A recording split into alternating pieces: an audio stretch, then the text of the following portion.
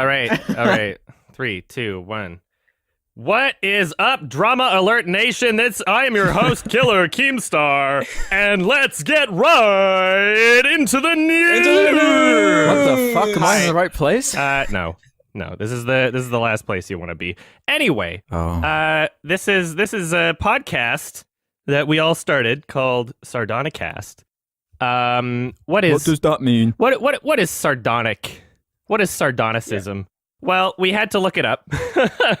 I went on a thesaurus because we were looking for names for the podcast, and I looked for synonyms of things like sarcasm, and sardonicism seemed to be an appropriate, not necessarily synonym, but something that was close enough to sarcasm. It sounded sexy and different. Damn right. And you know what? Before I go any further, we should introduce ourselves, shouldn't we? We're kind of fucking winging this. We have no idea what we're doing. You guys go first. I'm Adum. I review movies on a channel called Your Movie Sucks YMS. I do other things too, but we'll get into that later. Who are you guys? I don't know you. I'm let the break go Alex. first. I'm Alex. God, fucking Yanks. From I Hear Everything, and I make videos as well. Not even. You just search Ralph. it if you want. Oh, I'm sorry. I didn't know you were still talking. No, it's fine. You go ahead. I'm Ralph Seppi. I have a YouTube channel, Ralph the Movie Maker. YouTube.com/Ralph the Movie Maker. Twitter.com/Ralph the Movie Maker. All right. Chill. Save that. Pornhub.com/Ralph the Movie Maker. I actually do have that because of the Nut Shack video. Okay, cool. Ooh. We can get into that later. Oh, what kind of a nut shack is it? Oh, it's they took it down, so apparently it's. Oh, it was too risque for Pornhub. It was. YouTube wouldn't accept it. Not even Pornhub will accept it. So give up. For the brief amount of time where the Nut Shack was a meme, that song was in my head all the fucking time, and it's really bad. It's not a good song at all. It's a terrible song. Do you have the 10-hour version on your iPod? Because I do. I don't have an iPod anymore. I used to. Why not? You have an Android? Are you one of those fucking guys? Yes. Well, and even if I didn't have an Android, I'd have something like an iPhone, not an iPod. Yeah, well, Adult has an iPod. Yeah.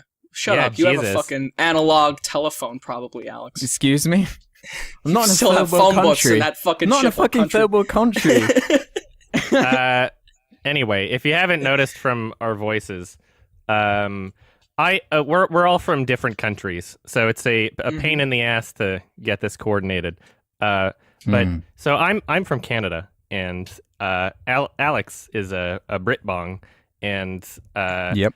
Ralph is from the Americas, and so hopefully there will be a lot of racial tension in this show. There is. In the 5 minutes we've been going, there's already. We all hate each other. Yeah. So We're making America great again.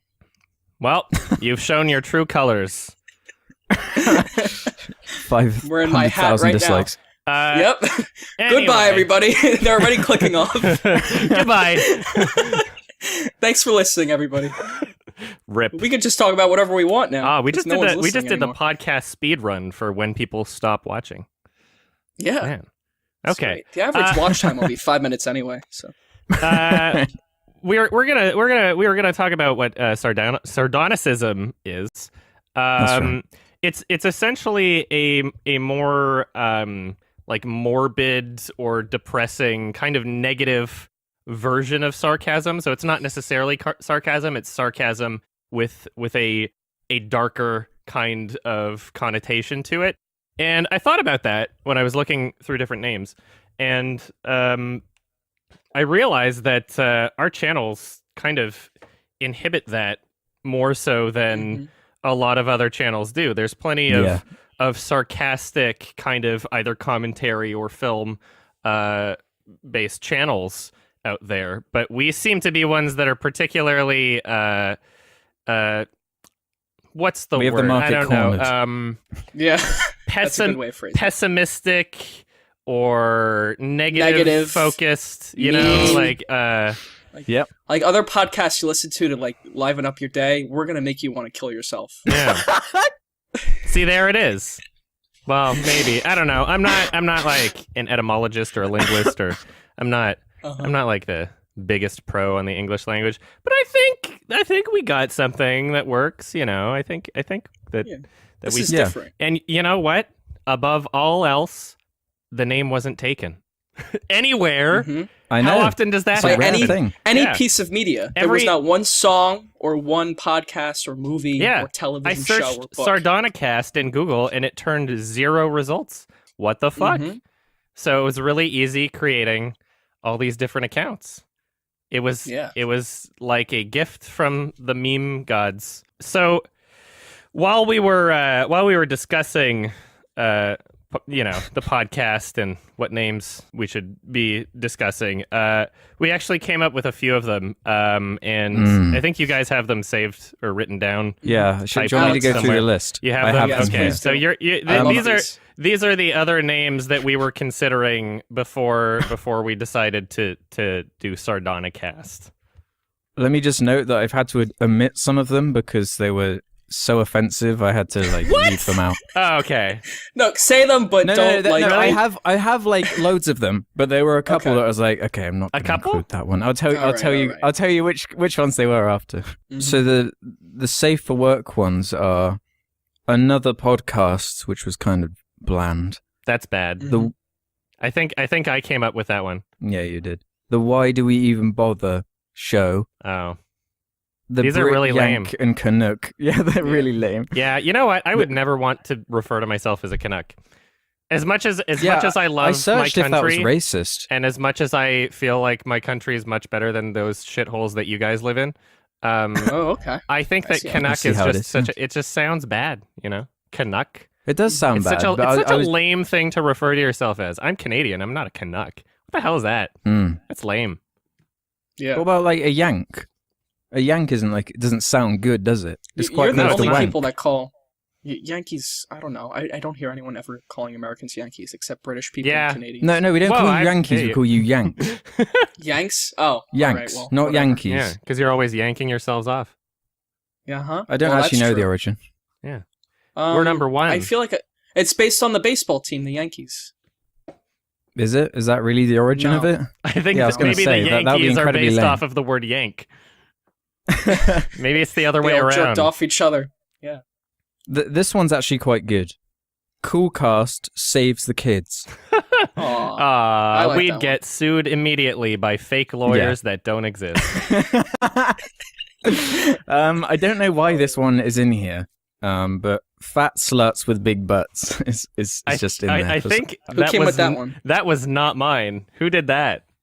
That's probably that was definitely Adam's. No, it wasn't me. Oh, sure. I don't understand this one either. It's just IHE, YMS, and Ralph, in brackets, the faggot. Oh, yeah. Who did that? I did that because I just wanted to take a stab at Ralph. Oh, okay. It's like Thanks, IHE, YMS, and Ralph the faggot. Okay. So you're calling me that? Yeah. So, hey, precursor. Anybody who might be offended by the usage of that word on this show, I'm actually gay. So, sorry, you can't. I'm not gay, so I'm not gonna say it. Well, it's okay because I can give you a card, a special card that allows you to say. Am I allowed one F card a podcast? I'm not sure. I want to call it an F card that I give you, but. Sure. Yeah, you know what? That's exactly what I want to call it. Okay. Well, anyway, so yeah, in case anybody wants to get offended, don't get offended on my behalf. Okay, it's all right. It's I was just all reading it fun. off the list either. I didn't mean. It's like when people told you Bruno was homophobic. Oh, this is true. This is Alex was just quoting something that I came up with. So okay, this is We're in the clear.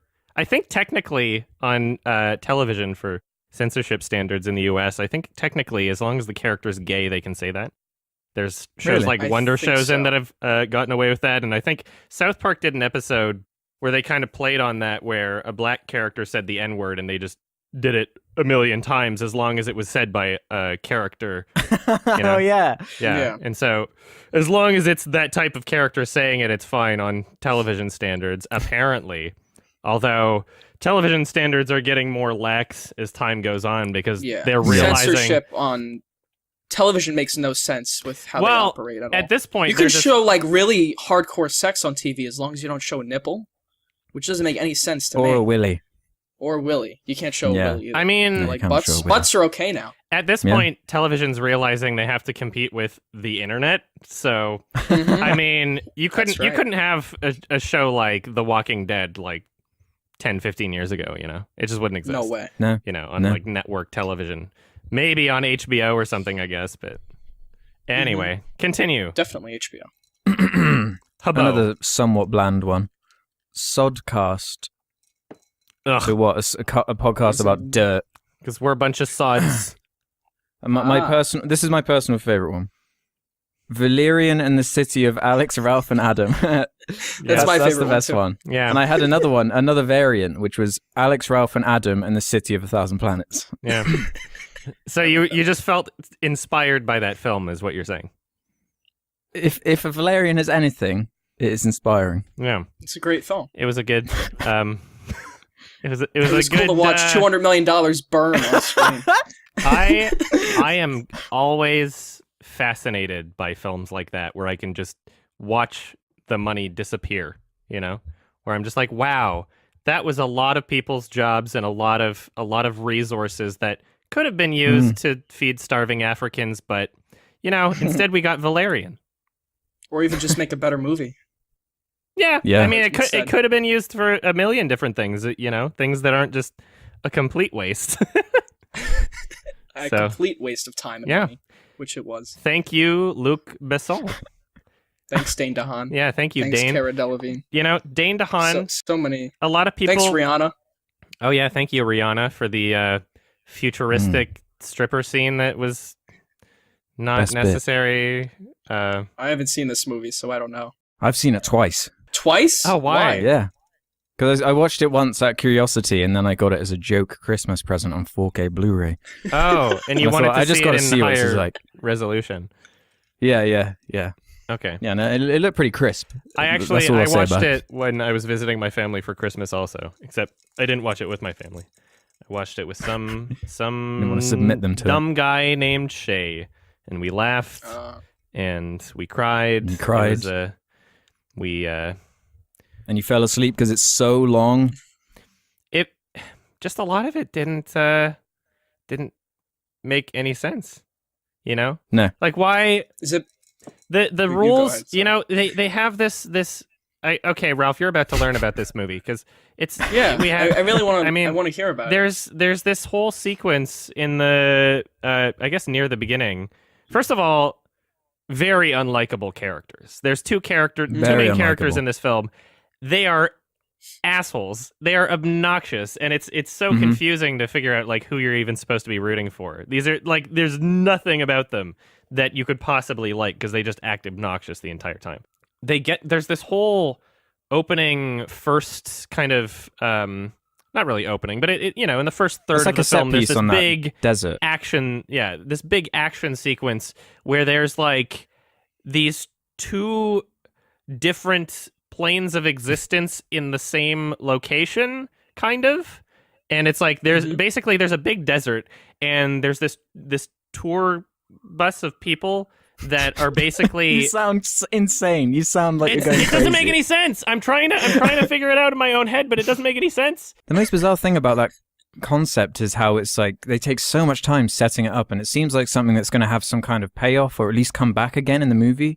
But they spend like the whole first 30 minutes doing this crazy action sequence, and nothing to do with it ever comes back again. It's supposed to look very impressive, is from what I gather. That's it. It's And just spectacle. Yeah, and you know, if it was done properly, then perhaps I would have enjoyed it or be impressed. There's like in the desert area, so not in the shopping mall, but in the same place in the desert world. There's all these guards watching on outposts or whatever, like all these towers with sniper rifles, and I don't even really understand like why they're there if people, because I mean, are they able to see, are they looking at the real world? You're or overthinking it. other, You're overthinking yeah. it. None of it makes then any why aren't sense. It's they pointless. it's such a painful scene to try and understand fully. And when you present a concept like that, you know, when you present something that is seemingly intricate in this universe that you're supposed to care about, I kind of want to know more about it, and I'm kind of interested in it in a way where I want to know how it works. And perhaps in the original, like I think it was a graphic novel or something like that. Yeah, it was. And perhaps in the original source material, it was thoroughly explained and it made sense. Maybe. I don't know. Maybe it wasn't. But in the film, it's just it was so confusing, and it seemed to contradict itself and not make any fucking sense, and just leave a lot more questions than answers. Do you have anything else to say about this film? Yeah, Alex. I would actually recommend it to you, Ralph. Just in terms of how not to like make a movie. It is so bizarre because it's so long. It's like 2.5 hours long, and every movie has to be now. Yeah, it does. But the story is so ridiculously simple. You expect that running time is going to be justified by all these concepts like being delved into and explained, but it's just. One character gets lost, the other character goes and finds them. The other character gets lost, they go and find them. What does Cara Delevingne do in it? She's like Valerian's boyfriend. Sorry, girlfriend.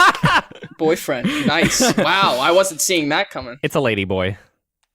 It's really funny though, because at the beginning, Dane DeHaan has this speech about how he's so like handsome and strong, and it's like, dude, you look like a fucking gremlin. They cast you as the Green Goblin for a reason. Dane DeHaan is like a void of charisma.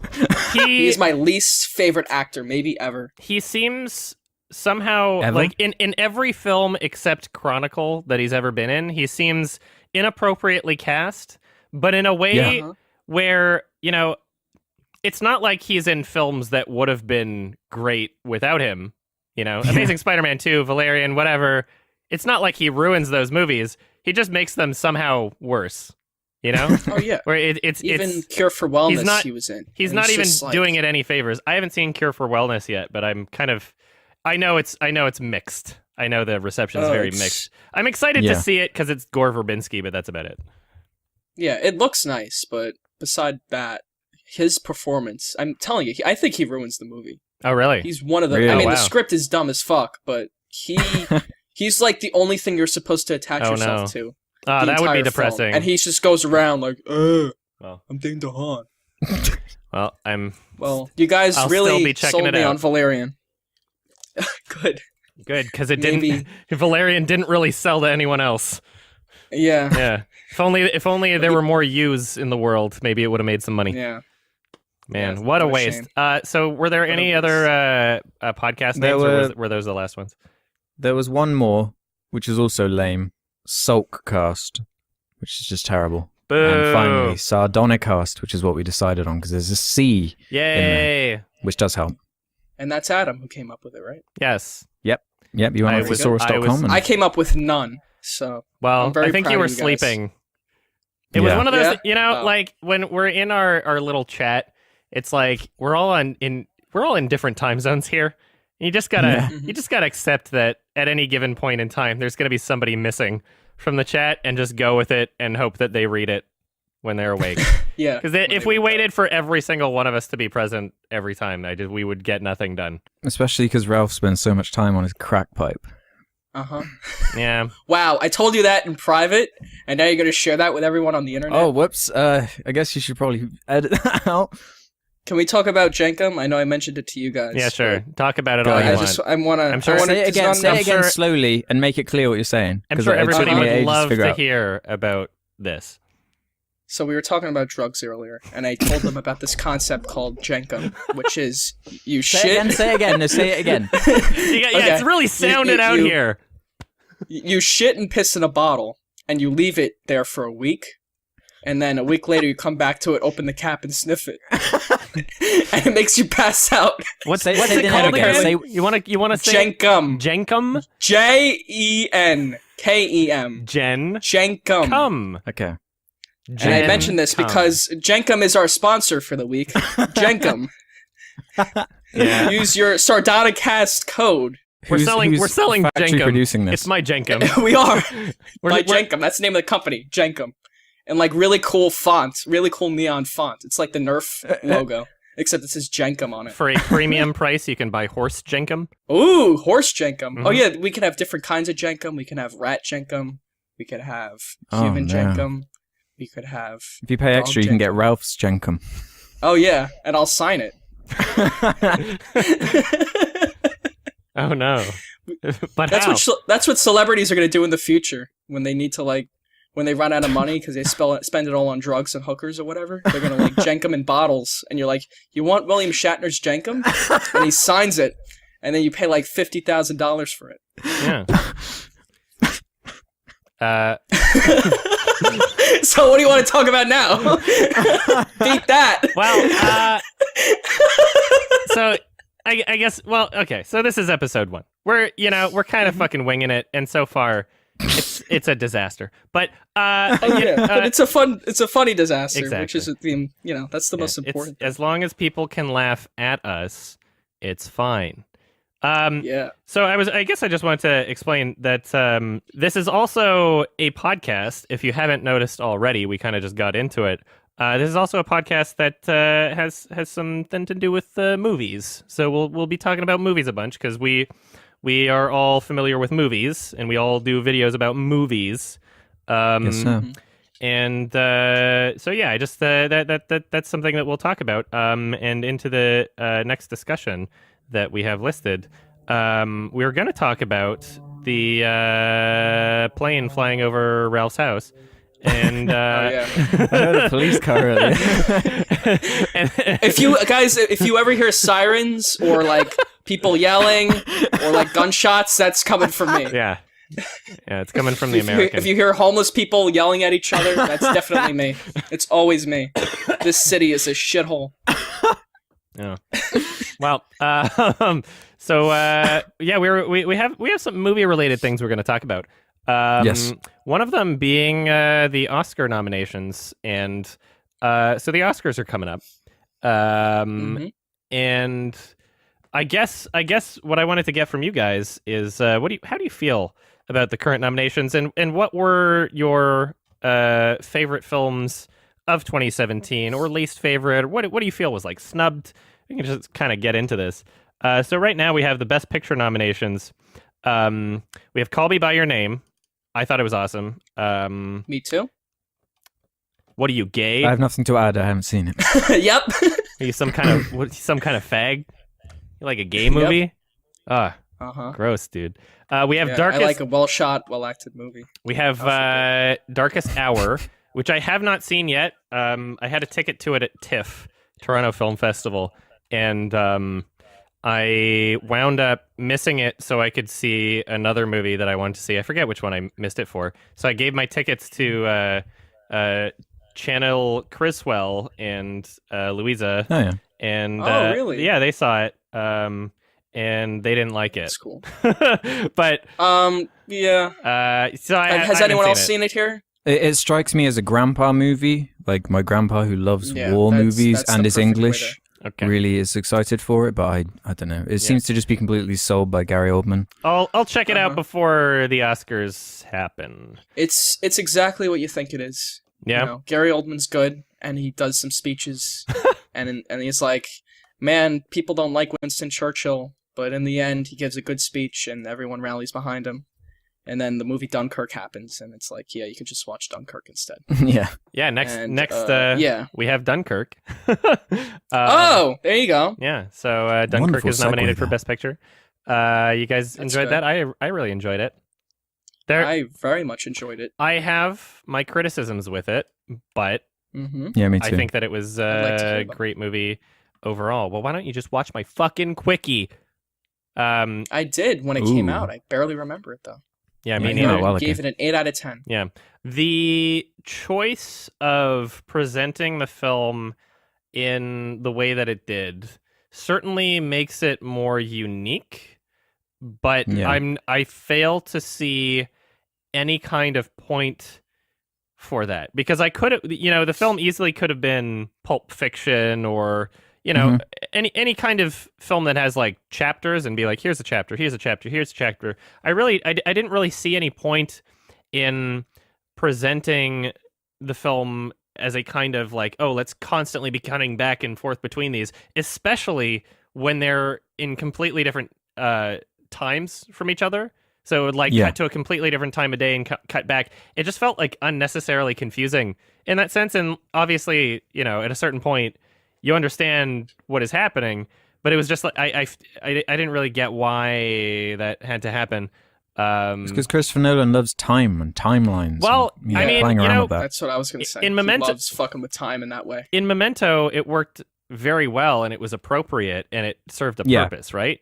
That's like- the best time he's Yeah. done it. Yeah, I Mhm. that it made perfect sense in the way that it was presented, and It was the movie. and Like especially it was the whole film. and especially because like it's not just like, oh yeah, it makes sense and it's easy to understand in a way.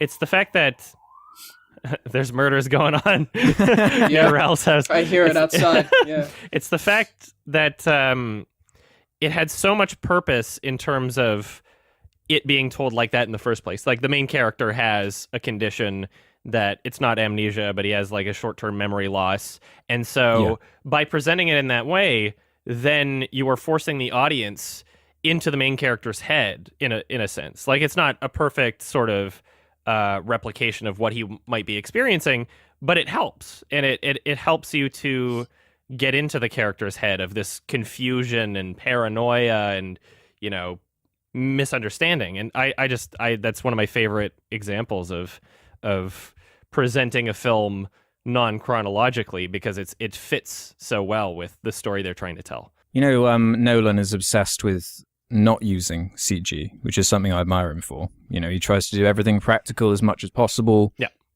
In terms of that. But this is the first time I noticed it kind of create a somewhat detrimental effect on the film in terms of the scope, where I never personally got the feel that there were, 250,000 people Yeah. on the beach? 300,000. So. I agree with you, 300,000? by the way. Yeah. I I never got that sense. To me, it seemed much more small scale than the actual event. Yeah. Which that's kind true. of bothered me. Yeah.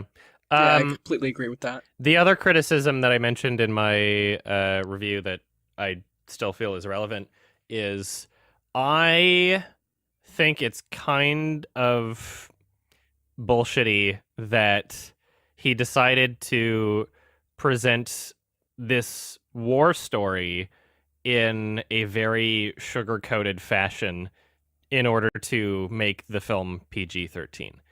Yeah, you that could- bothered me too. You could I agree with say that, like, oh, maybe this is just the film he wanted to make and it had nothing to do with it being PG-13.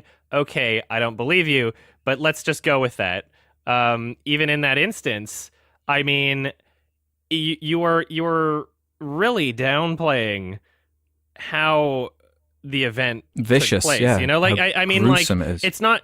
It's one thing if you're going to have atrocities take place off screen or out of frame or cheat the film in a way where your imagination makes up for it. That's something that one of my literally favorite director, Mikhail Haneke, does. Is he likes to have a lot of off-screen violence, and your imagination kind of fills in the blanks, and it makes it even more real. But what Christopher Nolan did here, it wasn't off-screen. It was very much on screen, so it's not left up to imagination. You see what's happening, and all you see is like, wow, that's not what a grenade would do to people. It's not just gonna kick up some dirt and like, ooh, no, somebody died. Yeah. It's like, you know, the explosions like that rip people's limbs off. You know, like it That felt like a business decision. Yeah, if you- I Yeah, completely yeah. agree with you there. When Michael Haneke does it, you know, he doesn't give a shit how well the movie does. So it's very purposeful when he does it. Oh yeah, I don't remember yeah, the last I film he's made that's PG-13, if any. I don't think. I don't think ever. I don't think he considers the rating when he makes a film. And yeah, I just That found being said, it wasn't a big thing with Dunkirk for me, because it was toward the beginning. It kind of bothered me when the missiles came down and the fucking guy just went flying up in the air. it didn't. No, it didn't ruin It didn't make the movie. It's mostly bad. about how the paranoia of them being stuck on that beach kind of forced them on each other, like, you know, like they're rats just eating each other alive. It's more about that. It's more psychological. But yeah, I agree with you. I think it would have been much better if it was rated R. It was a minuscule amount of time in the film that was even noticeable, but it is something that I was like, okay, well, this could have been much better if you didn't do that. So, not a huge issue. Again, I gave it an 8 out of 10. which is a rare occurrence. So, still enjoyed Ralph, the film. didn't you say upon rewatching it, not on the big screen, it's somewhat less effective? Yes, because I've got it on cover. I got it on Blu-ray, but I haven't watched it again yet. Oh yeah, well I got it Blu-ray 4K on a nice TV, and it's just not. It's not. It's just not the same, is it? It really isn't. And that's interesting. I've always had what an if issue your with the sound TV mixing. sucks? Yeah, no, it doesn't. I promise you. Did you guys have an issue with the sound mixing? Because that's only my really big issue. Is that I could barely hear most of the dialogue. You know what? The dialogue sounded like they were talking in a toilet. That seems to be a thing for Christopher Nolan films now, and I don't know why. Yeah, that seems to be like Interstellar had the same thing. Yeah. It's specific to Christopher Nolan films. Like, I don't know if he just keeps hiring the same guy or that's crew what makes me think. I think it's an intentional choice. I think it's what he wants. Maybe. Oh yeah, he likes that. I've listened to him talk about it, and he said like it sounds more realistic when you hear loud waves in the back and you can barely hear the characters because that makes it sound like it's really there.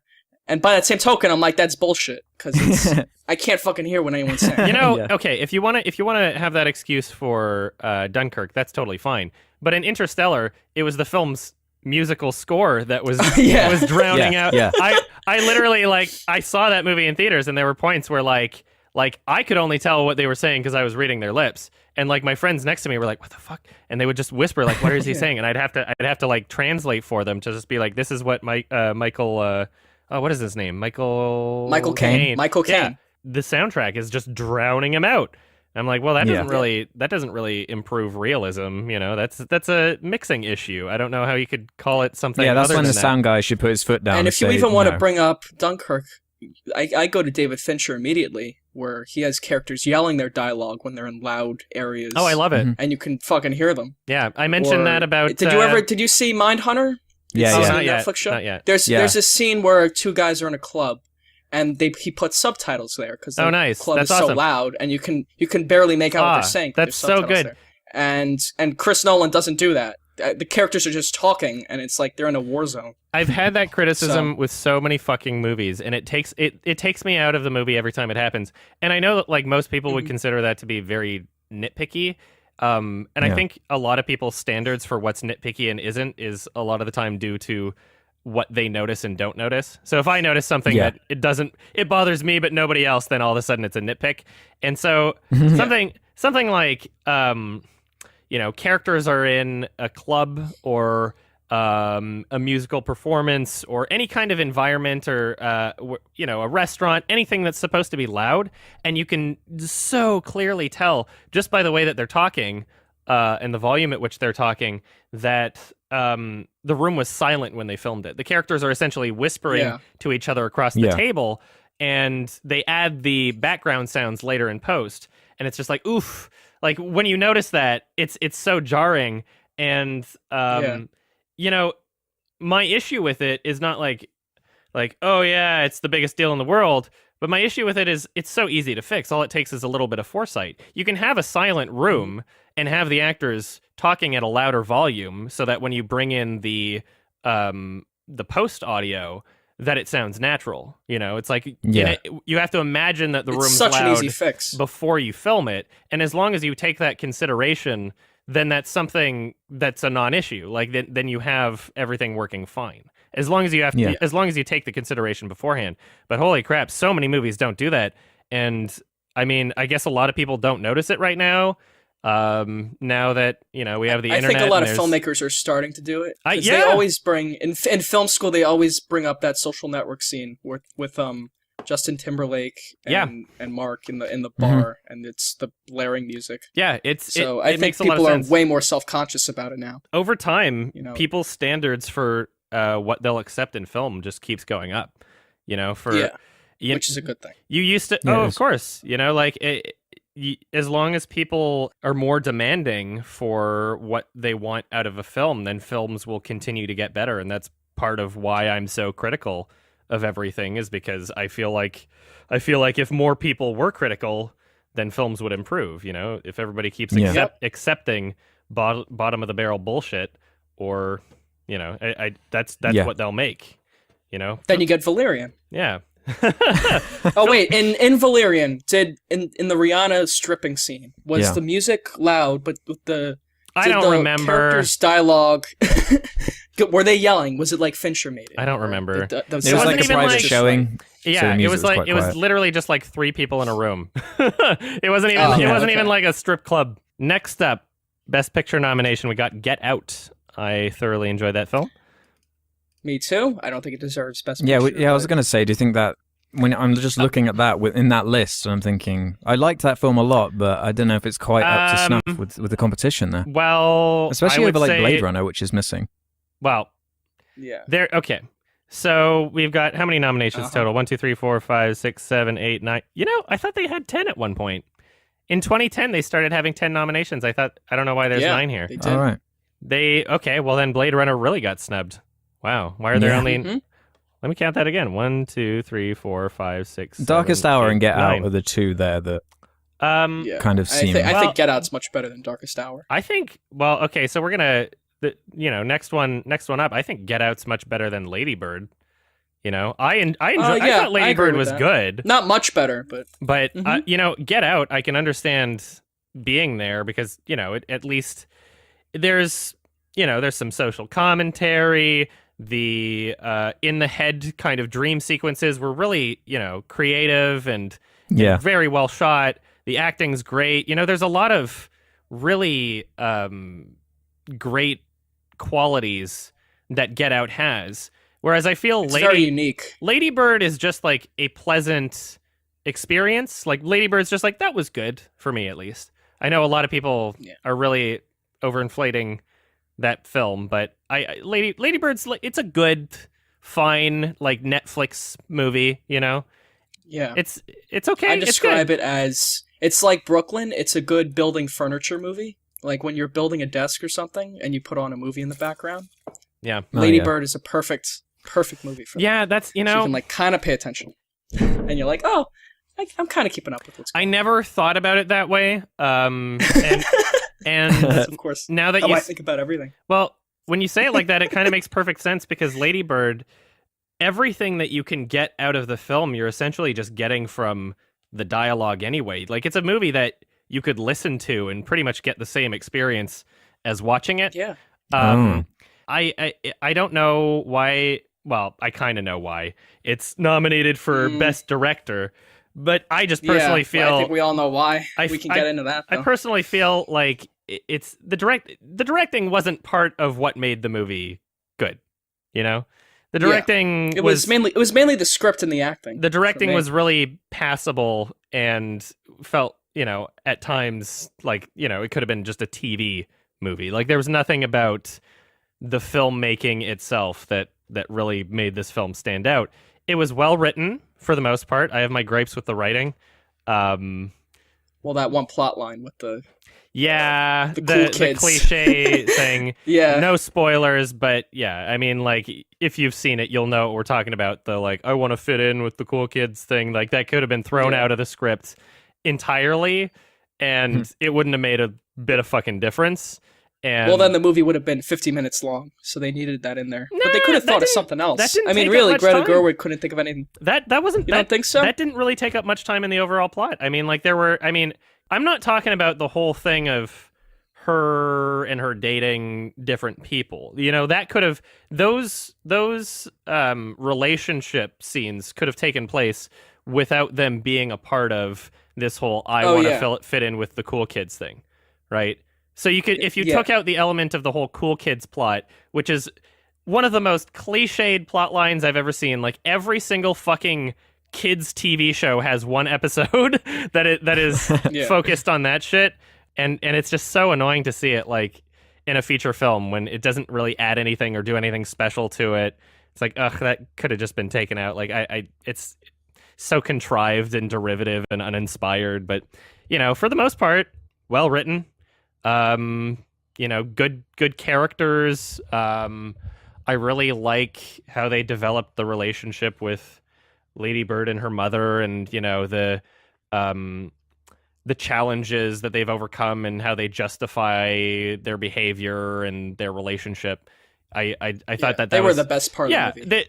There's some really good writing in this film, and I think Greta Gerwig did a great job with that. Yeah. Best picture. Even the fact that they always joke about, like, the mother and Lady Bird always talk about, oh, we hate each other, but they don't really hate each other. It's like how a mom and a stubborn little girl hate each other. They always come back to the same, and in the end they love each other.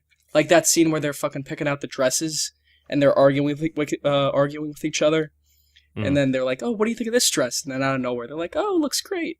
The little moments like that were just beautiful. But 6 out of 10. Yeah, I mean, like it's not up to par with what I would. It's a good first film, from a directing standpoint. It's a really, honestly, like much better than a million. The majority of films out there and the majority of first time films out there. It's a really, really great first attempt, and it's a movie I would recommend either way, even if it wasn't a first time film.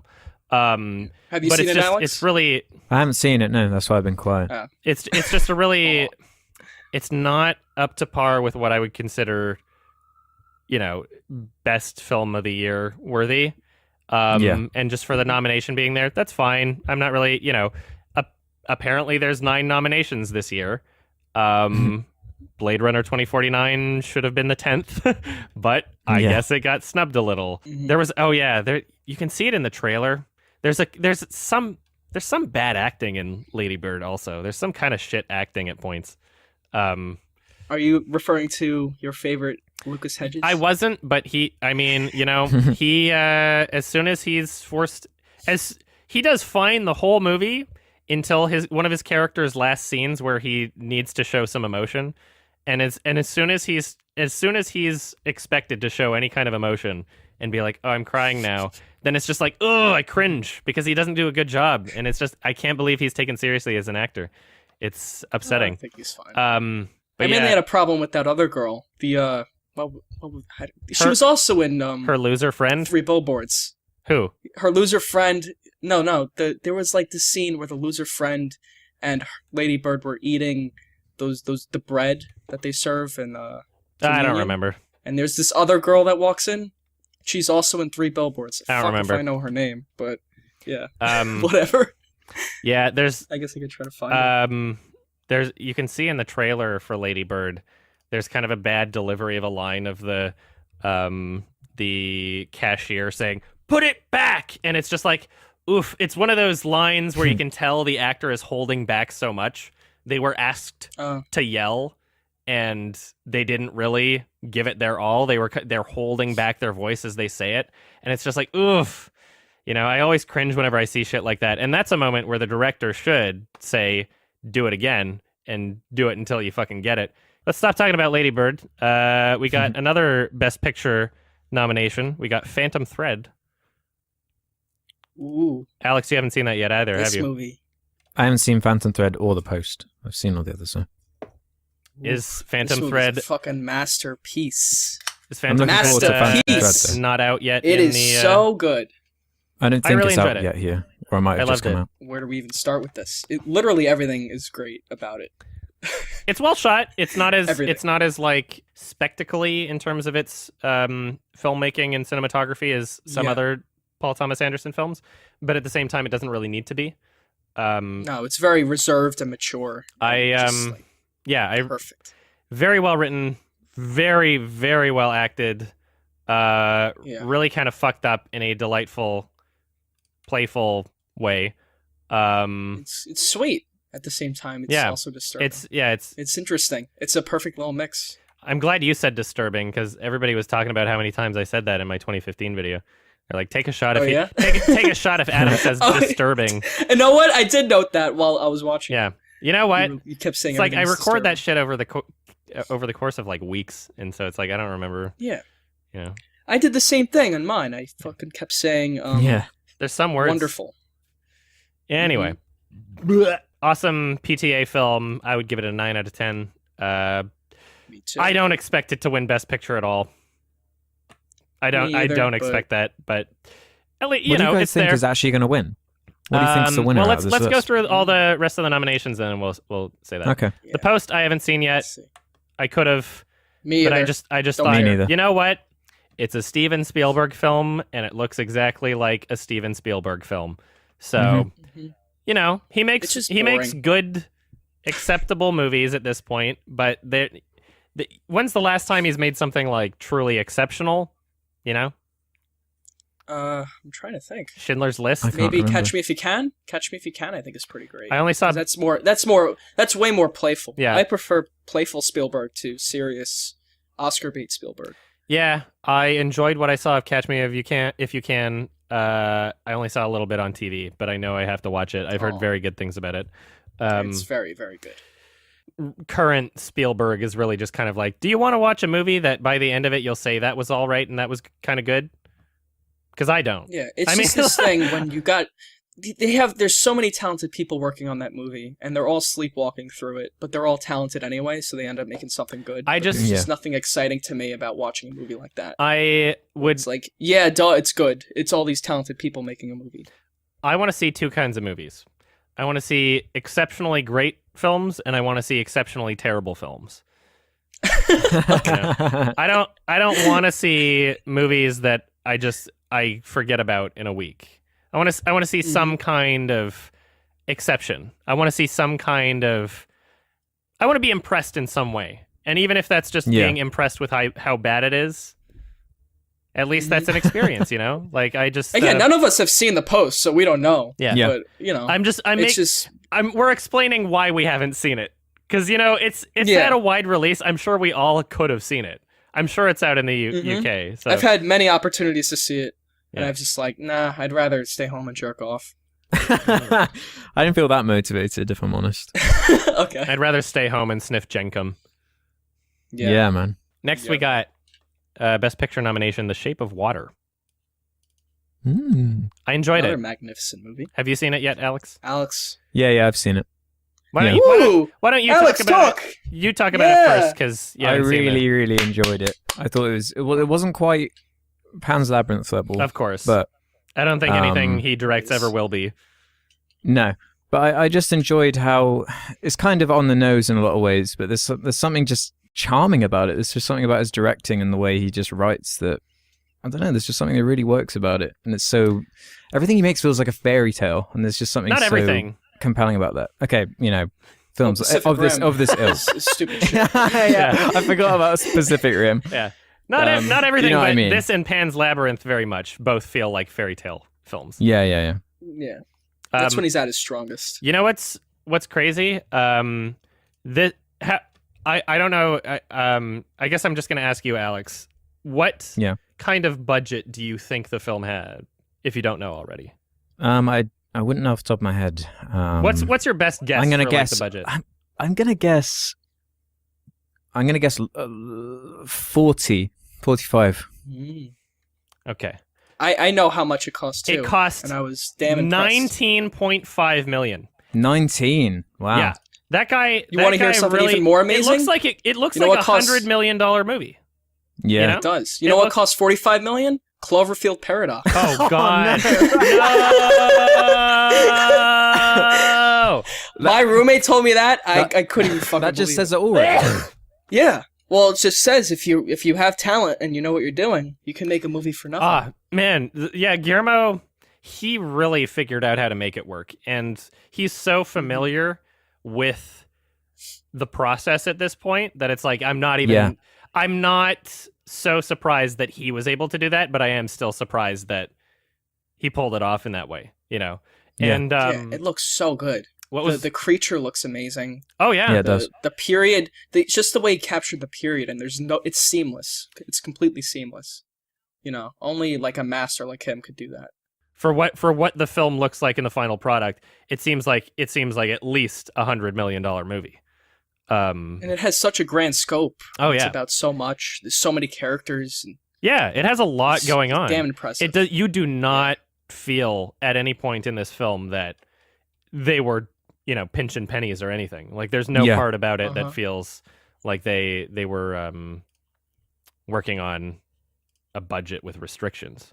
It felt like they had all the money in the world. All the Money in the World. Not Oh. not nominated for Best Speaking Picture. of- No, it's not. Oh, Yeah, it's okay. not. I thought it was. No. Oh, that would have been a great lead-in. Holy shit. Would have been Too a great bad. segue. Yeah, sorry. I bet who directed it? What's his face? What's his name? Alien director. God. Ridley Scott. I bet he's super disappointed not to get a Best Picture nom, because I think that was his whole thing by recasting Christopher Plummer as the Kevin Spacey. Yeah. Was he was like, "Oh fuck, I won't get an award now." And so he replaces shame. Kevin It's a good Spacey point. with Christopher Plummer. I haven't seen it yet, but I'll see it before the Oscars anyway, because it's nominated for something else. I think Christopher Plummer is actually nominated for supporting. Yeah, he is. Actor, yeah. Yeah, Shape of Water. It's it's crazy that we live at a time where a YIF fan fiction can be nominated for Best Picture, or a furry. Yes. I mean, it's a love story between Anything can be done. a mute woman and a fish man, and I'm just, we're so progressive now that Too true. We should give ourselves a round of applause. woo, We did it, everybody. we did it. We've got Where is YIF, there to even go from here? YIF at the Oscars. Guillermo's working on a everybody. Jenka movie now. YIF at the Oscars. And the last nomination we got here for Best Picture is 3 Billboards Outside Ebbing, Missouri. And you know what? I fucking loved it, and I've been getting a lot of pushback for loving it so Really? hard, because Really? there's a lot Really? of fucking people are really quick to be calling this film out. And a lot of the criticisms that people have,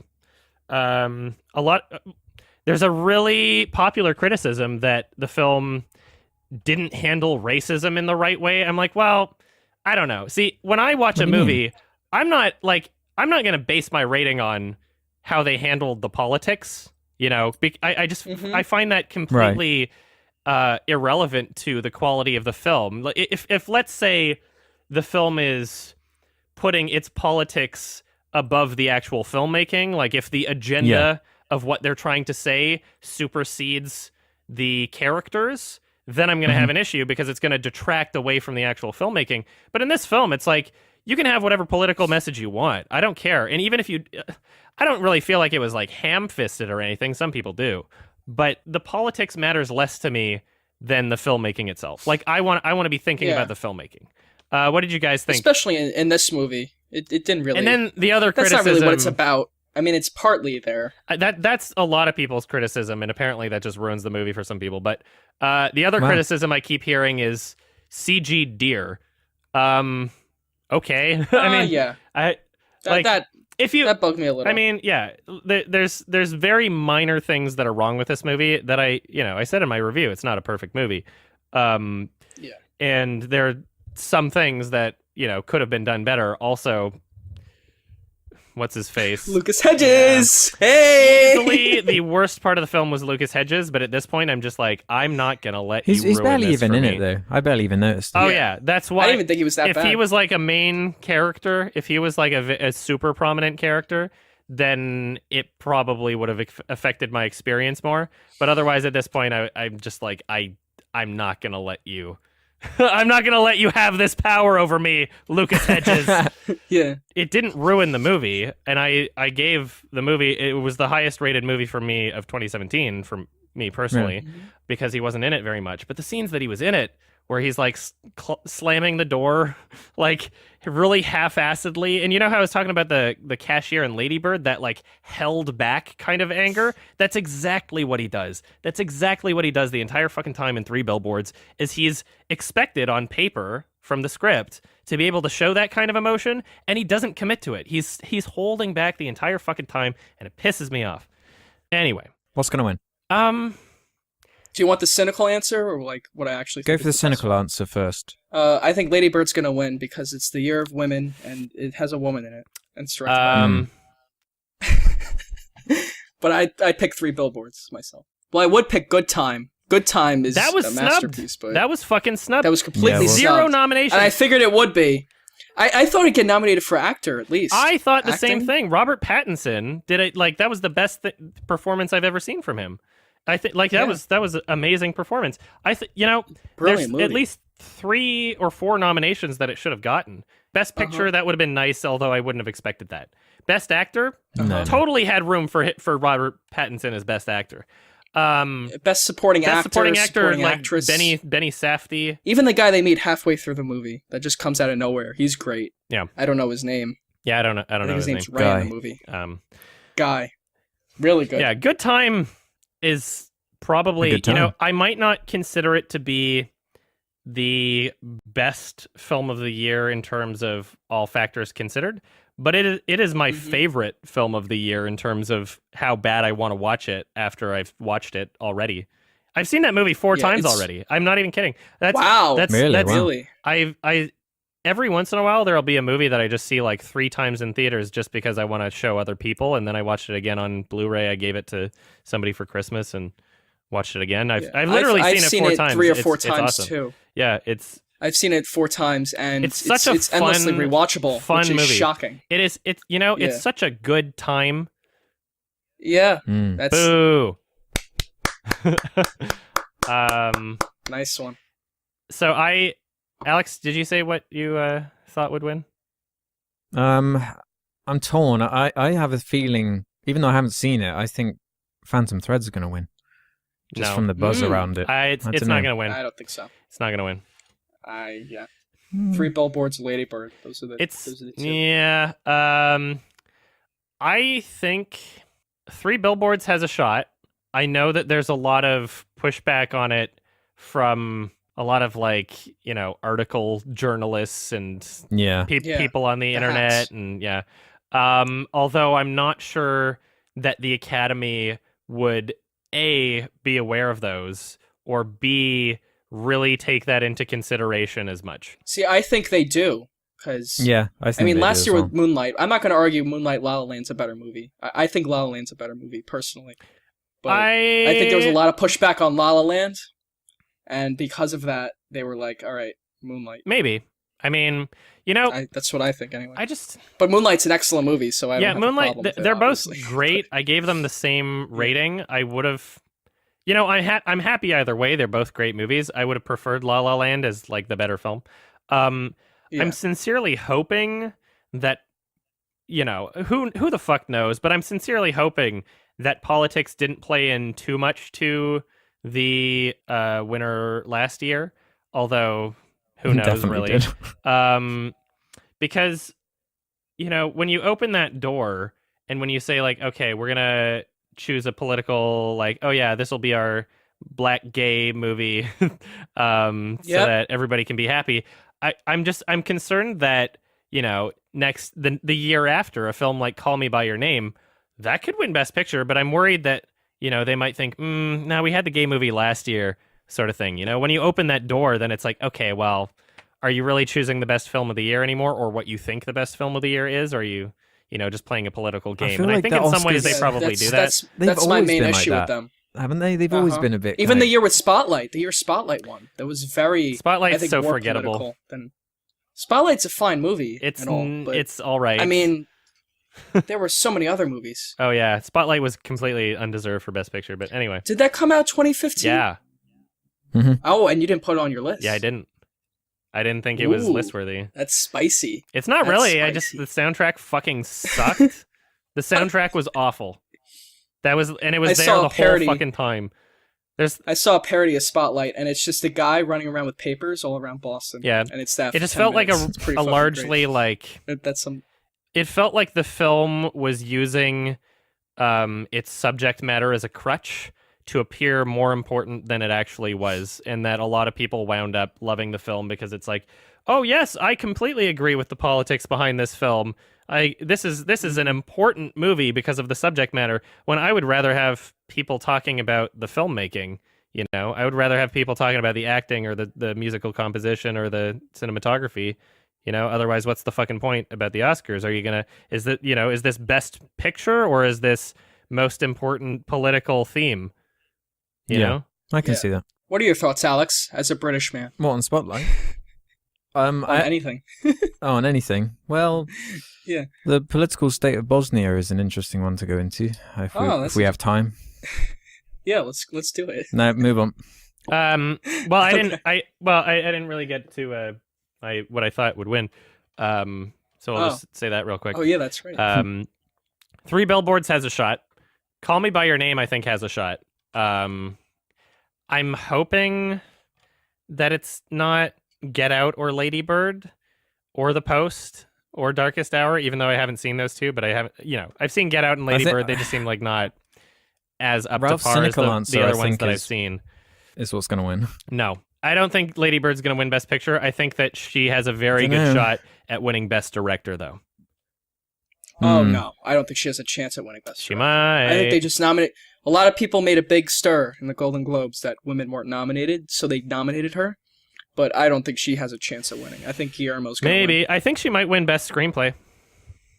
Yeah, I can totally see Best Screenplay. Yeah. And that would be much deserved. But I can also see three Billboards winning that. Yeah, Three I Billboards. think if does have a Lady great Bird wins screenplay. Best Screenplay, then Three Billboards is definitely going to win Best Picture. Yeah, I just have Lady Bird, Call Me by Your Name, and Three Billboards. I think The Shape of Water might have a shot at being Best Picture. Really? Really? Yeah. That's I interesting. mean, I wouldn't consider it as such because, you have to think about. I don't really even know how the Best Picture winners are decided. If it's like a tiered ranked voting system, if they assign certain numbers to them and then just add them up. But it's The Shape of Water is a very easily accessible film, and it's something that I'd imagine the Academy would all like. And yeah, I mean, it's a very non-controversial kind of win. That's how I feel about Lady Bird, though. Okay, well, I think Shape of Water will win all the technical stuff. Maybe, but not except for cinematography. All right, let's talk about the other noms real quick here. Let's see. We got lead actor Timothée Chalamet. Nope. For Call Me by Your Name. I wouldn't be upset He's about good. that. Daniel Day-Lewis for Phantom Thread would definitely not be upset about that. Daniel Kaluuya for Get Out. I mean, he was great. Don't get me wrong, he was Yeah, I great. They're all was really good. good, These are all good actors. The two I've Yeah. listed before, I would consider better. Gary Oldman for Darkest Hour, haven't seen it. And Denzel He'll probably Washington win, knowing for Roman J. Israel Esq, which nobody saw. Nope. Yeah, I was like, what film was he in? Yeah, Like, what? They just nominated him because he's Denzel Washington. Yeah, that is literally it. It's like Meryl Streep. They just always nominate her, even if she's not in a movie. you know what's fucking sad is this is the What? same director as Nightcrawler, and Oh yeah. and this is what gets the best actor, and not Jake Gyllenhaal didn't get a nom for Nightcrawler. Oh god. Come on, Yeah. that was a they little hate sad. Jake Gyllenhaal. Yeah, that was a little bit of a snub. I don't know why. We got lead actress Sally Hawkins for The Shape of Water. Would not be upset about that. Frances McDormand for Three Billboards Outside Ebbing, Missouri. Would not That's be my upset. pick. That'll Alex, be my do you have pick any? too. Yeah, your pick. Okay. Yeah, that'd be Margot Robbie for I, Tonya. Haven't seen it yet. Saoirse she's Ronan good. for Lady Bird. Wouldn't be upset about it. She was really good. Although there were maybe a couple points where I could hear her Irish accent coming through a little. But other than that, she did a great job. Meryl Streep for The Post. You have enough nominations. Nope. Get out of here. Yeah, I just really don't want it to win. It's so boring now. Like, Yeah, get Come out of on. here, Meryl Streep. yeah. You've had your turn. I don't even know. It's just everybody just loves her at the Academy. She's, I sense some collusion. Although she is a great actress. Let's be real. She's She's awesome. Yeah. She But always does a good job. still, I mean, if you got to push somebody out of the category to get somebody else in, we've had enough Meryl Streep. How many I know. nominations has she had? Let's see. It's just I'm like just a gonna- point She that was it's just a born. waste of a nomination. Uh-huh. You might as well just add her as a +1. And even if she's not in a movie, have an Oscar. Yeah. Just have their own category for Meryl Streep. The best Meryl Streep performance of the year Yeah. goes to Meryl Streep. I think there was one year she wasn't in a movie, and she got the Lifetime Achievement Award or some other award. Yeah, I believe year that. And gave a speech. That's how embedded in the system she is. Oh, wait, here we Fuck go. Meryl Streep. Nominations. Oh, you found it. We got 1, 2, 3, 4, 5, 6, 7, 8, 9, 10, 11, 12, 13, 14, What? 15, 16, 17, 18, 19, 20, 21 nominations. Jesus. Damn. Wow. Oh my God. god. For Yeah, I believe yep. it. That must Both be the in- most anyone's ever like. Yeah, she's got the record for sure. Yeah. For sure. She's got the record for like actress nominations. I think No she's doubt. won twice or three Yeah, times. like 3 times, yeah. We got best director. We got Dunkirk, Christopher Nolan. I really want him to win it, but he won't. Yeah. You want Nolan I to mean, win? after we say these, I guess I do. I'll say who got snubbed, although you can probably guess it already. We got Jordan I know Nolan will never win. That's why I want him to win. This is the closest he's got. we got Jordan Peele for Get Out. I wouldn't, that would be Nah. fine. Like I said, the Okay. like in the head sequences were really creative and well done, and it Yeah, had that was the great most acting. creative stuff, though. I don't consider there aren't really any things about the movie that I would consider like bad filmmaking, and it's a very, very impressive directorial debut as well. I Yeah, mean, it is. It just didn't work as well as a horror movie for me in terms of just the lighting Well, I mean, and everything about it. it was Yeah, I didn't trying to find be it a few scary things. at all. It was trying to be a few things at once. It wasn't just Yeah. trying to be like a horror movie, Yeah, but I think hearing him talk about it, I think he made a different movie. He thinks he made a different movie. He thinks he made a more serious movie than I think. I don't know. Because to me, I take it as a total comedy, basically. Yeah. There's very I take all the comedic jump elements. scares as jokes. Yeah, Um, I don't know. we got Greta Gerwig for Lady Bird. I disagree, quite honestly. Mm-hmm. Yeah. Great writing. I wouldn't say that she did a great job directing. It was a very, very, very commendable first film, but I don't see anything about the directing that I would call good, like exceptional. There wasn't even much style. Or It was a very uninspired presentation from a directing standpoint, and there's nothing about it that stood out directing wise. PTA, Paul Thomas Anderson for The Phantom Thread. Ooh, I wouldn't be disappointed. I don't think he's gonna get it. I wouldn't be disappointed, but still, I mean, I don't know. Has he ever won? I don't know. I have no I idea. don't think so. And then we got Guillermo del Toro for The Shape of Water, which I would I think be he's gonna fairly. Yeah, I think that's probably the most realistic winner there. I think Guillermo's probably that'd going be to my win. pick, probably. I think that Denis Villeneuve got fucking snubbed. Yeah. Me too. That would be my choice if he was on there. Wow, really? Yeah, me too, honestly. Jeez. I think that Yeah. was the best directing of the year was Villeneuve for Blade Runner 2049. So Yeah. Interesting. I mean, I don't disagree with you guys, but I think he did interesting. a great job. Interesting. I think he'll have his due one day. Hopefully. Oh, I really hope so. here's a good one. Animated feature. The Boss Baby. Oh, Yes, Boss the Boss Baby, Baby. absolutely. Oh, 100%. no. What a disaster. Have you seen it? You know what? I basically saw it because I was on a plane. I've seen it. I was on a plane and You've seen it? And Yeah. I Oh my fucking god. I wasn't- This is Tell my me about this forte. piece of shit. I wasn't watching it on my own screen, but I was looking over like diagonally at someone else's screen at the movie, and I was like, this is exactly as bad as I thought it would be. So I watched it with no audio. But it was still I was in pain watching it, even though I had the choice to look away, but it was like a car crash, It was a disaster. I love how we're talking about Oscar movies, and Alex is like, yeah, I've seen some of them. And then we talk about Boss Baby, and he's like, fuck yeah, Boss Baby, I've seen that shit. I told you it's my forte. All right? Watching shitty animated. You saw a fucking Emoji Movie in a theater. I don't want to hear it. Yeah, I did. See, that's one of those things where at what point can you really claim you're doing it ironically when everybody who watched it ironically is responsible for the I movie wasn't doing making so much ironically. money that it's going to get Yeah. a sequel? Hey, Alex really wanted to see it, all right? Yeah.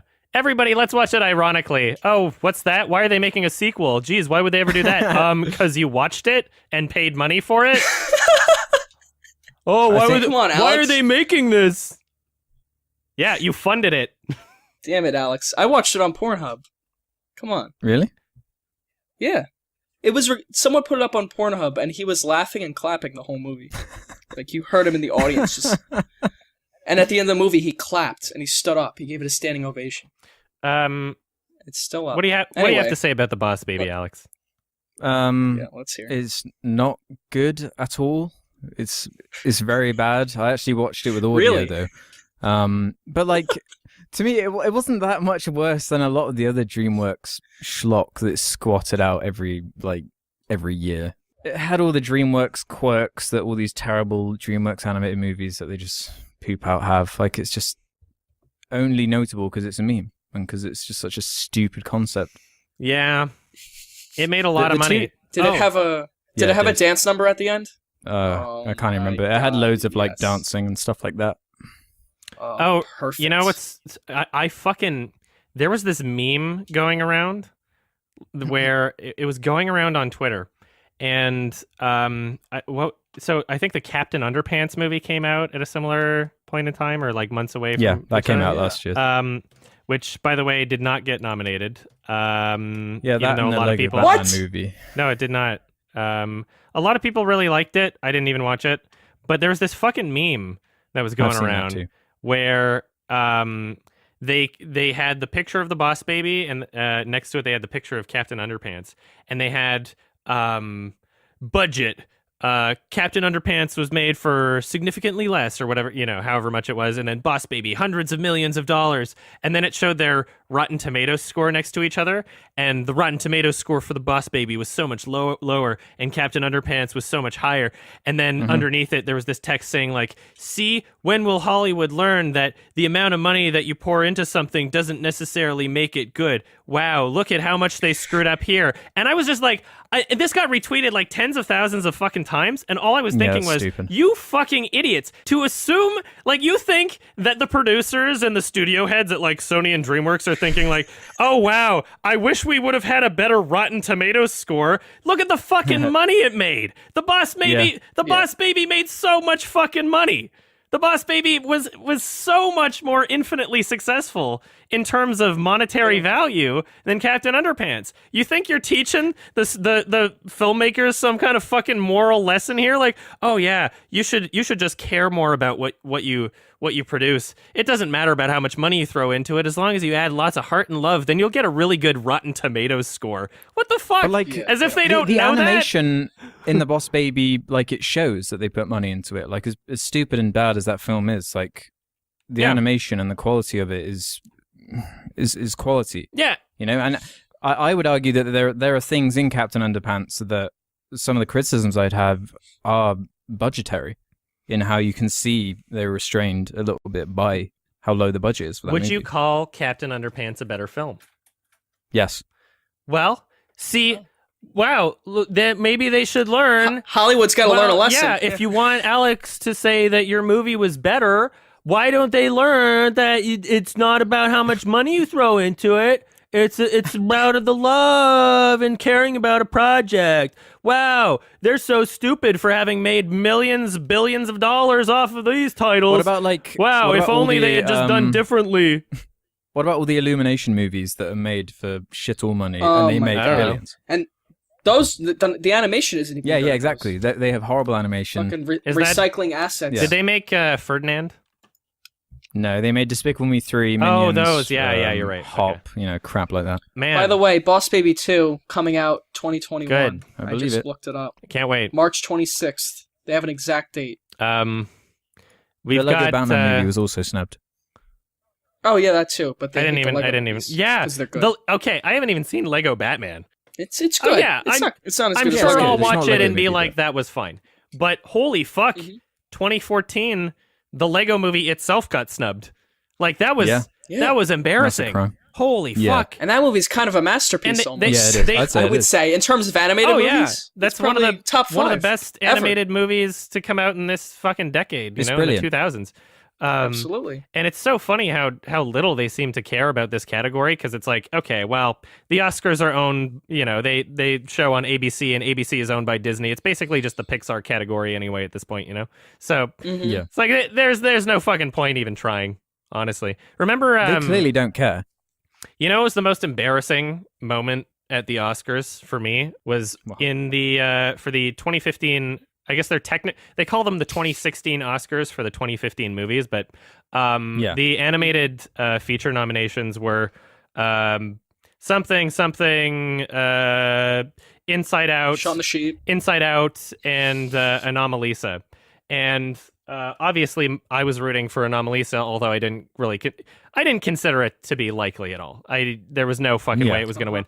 And when they presented the animated feature category, you know how usually, if it's a best actor category, you get like some other random actor to show up and, list the nominations. For the best animated feature category, they had an animated skit of Woody and Buzz announcing the fucking category and giving the award to Inside Out.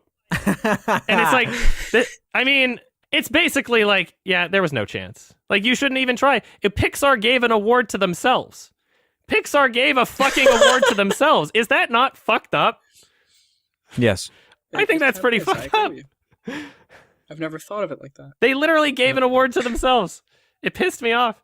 Other times for the animated category, like you can look back and see, animated sequences from like The Simpsons where, it's kind of a cute thing to just, it's animated. They're going to announce the animation category, but you can't have Pixar give Pixar an award. Although I guess you don't really fucking care because the Oscars, ABC, it's all just Disney anyway. Yeah. Fuck it. There was one year, I think, Rango won instead of a Pixar movie. I think that was the year Cars 2 came out. Oh yeah. That would be that's it. That's the only time I can think. And Rango's pretty good too. Yeah, they're like, we didn't try. Rango's a damn good movie. Rango was good. I really enjoyed it. I'd like to see it again. Yeah, I like that. The animation in Rango is awesome. Oh, it's gorgeous. And I love the way they've recorded it live action first and then animated over I didn't even know that. That's why the performances are so like, Yeah, Gore Verbinski is life. a very interesting director in terms of his filmography. He's got Mouse Hunt. He's got Pirates of the Caribbean 1 through 3, I think. He directed all the first 3. Yep. Yeah. He's got The Cure for Wellness. He's got Rango, and he's got The Ring. So, all these, family adventure movies, debatably kids' movies in there, and The Ring. And it's so weird how he's able to just adapt to these different styles so flawlessly. Yeah. He does a great job. Talent. Yeah, he went from animated to horror to, again, family adventure. Crazy. And he seems, obviously Cure for Wellness wasn't very good, but it looks great and has good things about it. It's nice to see him try different things, I guess. All right, we got other animated features that are nominated. The Breadwinner. Couldn't even find a way to watch that one. Coco, it's gonna win. I haven't seen it, but it's gonna win for sure. 100%, it's gonna win. 100%. Pixar. Ferdinand, don't want to watch it. Nope. Loving Vincent was bad. I watched it. It wasn't good. Really? That's a shame. It's fucking boring. Well, I like the gimmick of it. Yeah, it's a waste, essentially. Without the gimmick, it would have no attention and no one would see it. Animated short, we're skipping over that because nobody's seen any of them. And no one cares. Adapted screenplay, we got Call Me By Your Name. That'd be an awesome win, I think. The Disaster Artist? No. I mean, I enjoyed the movie, but it shouldn't win that category. We got Logan. It's not a bad script either, but it's just nothing special. We got Logan, which I haven't seen yet. Have you guys seen Logan? Oh, you haven't? All right. I think it's very good. I don't know about best screenplay, but I think it seems like a weird one. Really... I'll be watching it before the Oscars. Yeah. I think Hugh Jackman, honestly, if they had nominated him for best actor, I would not be disappointed at all. Okay. Or Patrick Stewart. Yeah. I think both of them were pretty goddamn terrific. Yeah, they were.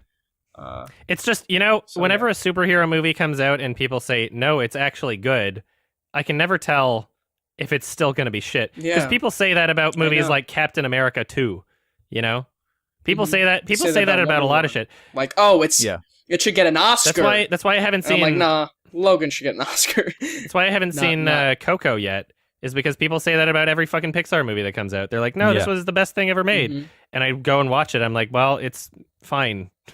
Like, stop, calm down a little. It's a very accessible, fine movie.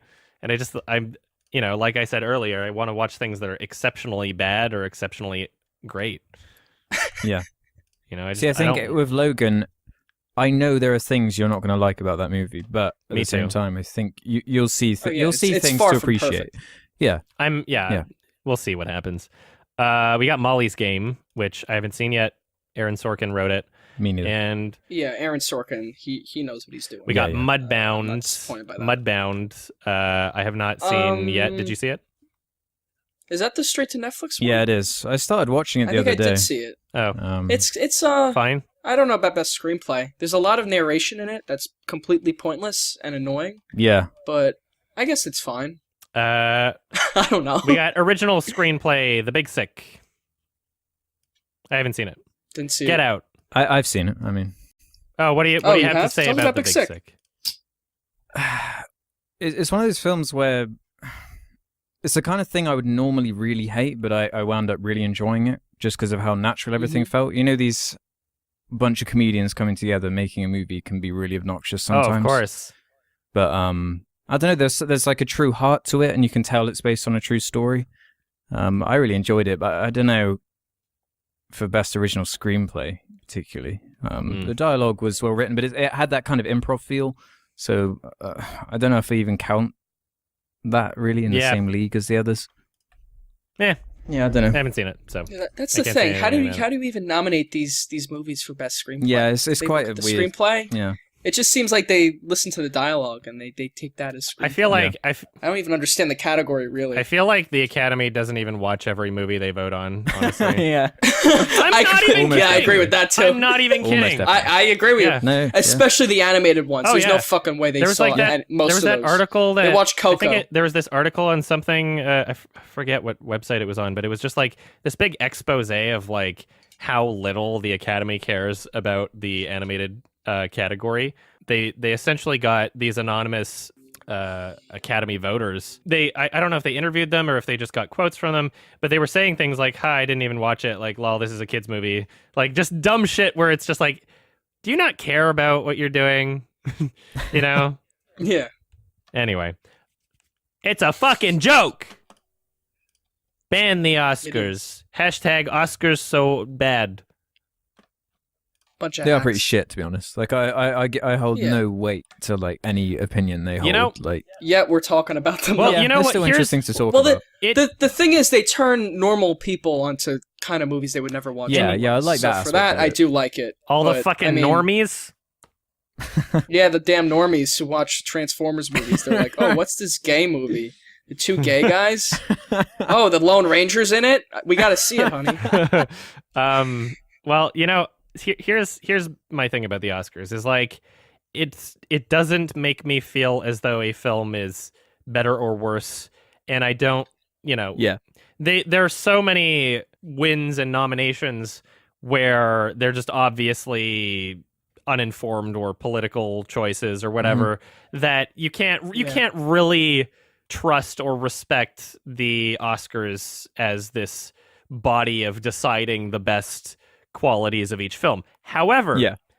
every film that gets nominated and or wins, they have a sort of badge of honor, and it increases their sales too. And so, you know, my does. favorite director, Michael Haneke, the 2 times that he got Best Foreign Language nomination, and I believe he won both of those years, or at least one of them. And for one of them, he got Best Cinematography also as a nomination. Like, Oh, I felt really? really happy for him because, like, here's a director that I've been watching for so long, and I've just like on my own channel with my audience that, you know, it doesn't reach everywhere. I have a decent sized audience, but nowhere near the size of the Oscars. I've been trying to promote him as somebody I love, and then I see him getting so much more promotion on this mainstream scale. I'm just happy for him, you know? And so I think even though the Oscars don't matter, they kind of matter in different ways. They shouldn't matter, but they do have an impact on the film industry and the individuals who do get nominations and wins from the Oscars. Despite it being a huge circle jerk for all the celebrities. Oh, of course. Yeah. And they're, you know, it's fun to watch and make fun of too. So, Yeah. It is, because there's always embarrassing stuff. yeah, pretty I much. really have issue with Yeah. the categories. the categories, most of them make no sense. Like the screenplay one, like just the best. Like I don't even know how you determine what the best directing is. What do you even consider? Yeah, it's so strange. Do you consider like in terms of performances, in terms of the shot composition? It's a subjective thing in every category. It's just subjective. Like I kind of take it as like how hard it was to make in terms of technical skill you need to make a movie. I think like I guess The Revenant was more impressive technically than I don't know a Spotlight. I think you're so it gets best whatever. I think you're putting a lot more thought into it than the Academy does. Yeah. How about the foreign film? I think only one movie per country gets nominated. Is that how it the works? country submits what their nomination, and then they may get nominated by the Academy or they may not. Yeah, and that's bullshit.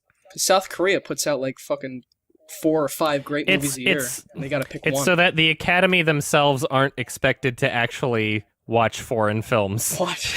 Yeah.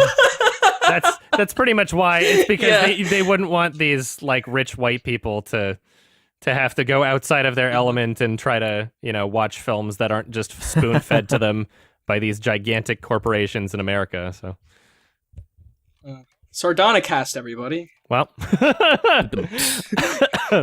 original screenplay, Big Sick. We got Get Out. We got Lady Bird. We got Shape of Water and 3 Billboards Outside Ebbing, Missouri. Yeah. All of them fine. I haven't seen The Big Sick though. I don't think that has a good chance at winning though. So I have a feeling it does. I think it's between Big Sick or Billboards. Yeah. I think Lady Bird's gonna get screenplay. Really? Yeah. Yeah, I'm alternating between 3 Billboards and Lady Bird for most of these. It's like it's the award that it would make the most sense to give to Lady Bird, and it has to get something. Yeah. Greta wrote it too, right? She did a great job writing, as far as I know. Yeah. So you know what? I think it's gonna go to Lady Bird, and Best Picture is gonna go to 3 Billboards. Yeah. And that's my pick. Who knows? We got cinematography. Roger Deakins. I think he should win. There's one answer. Absolutely, There's one not answer. even a doubt. Blade Runner 2049. Roger Deakins. This year's Roger Deakins is like 2015's Leo DiCaprio, where they've been nominated so many times, and it's just like, why won't you win? And now there's such a big online sort of meme at this point. Like the Roger Deakins one will never be as big as the Leo DiCaprio one. Obviously. But there's enough people that really want this to happen that the Academy is like, yeah, probably. Yeah, let's do it. Yeah. I was happy to see him nominated. Yeah. It was it would be I don't even think anything comes close. Darkest Hour, Dunkirk, Mudbound, Shape of Water, like all of those I don't think have nearly as good cinematography as Blade Runner 2049. And I haven't seen some of them. Like I haven't seen Mudbound or Darkest Hour, but even just, from the trailer, promotional footage or whatever, like it's nowhere close. So, yeah. Not just like how fucking gorgeous it looks, how complicated every shot is, and how every shot is a mix of moving lighting and visual effects. It's insane. Yeah. How beautiful that movie is. Nothing even comes close. It's some of the best cinematography of like the decade, honestly. I've ever seen. Yeah, it's pretty young, it's the best I've ever seen. I'm only 20. It's amazing. Yeah. What do I know? You're just a fucking baby. I'm only 10 years old. What do I know? I think Boss Baby should get Best Picture. We got Best Documentary Feature.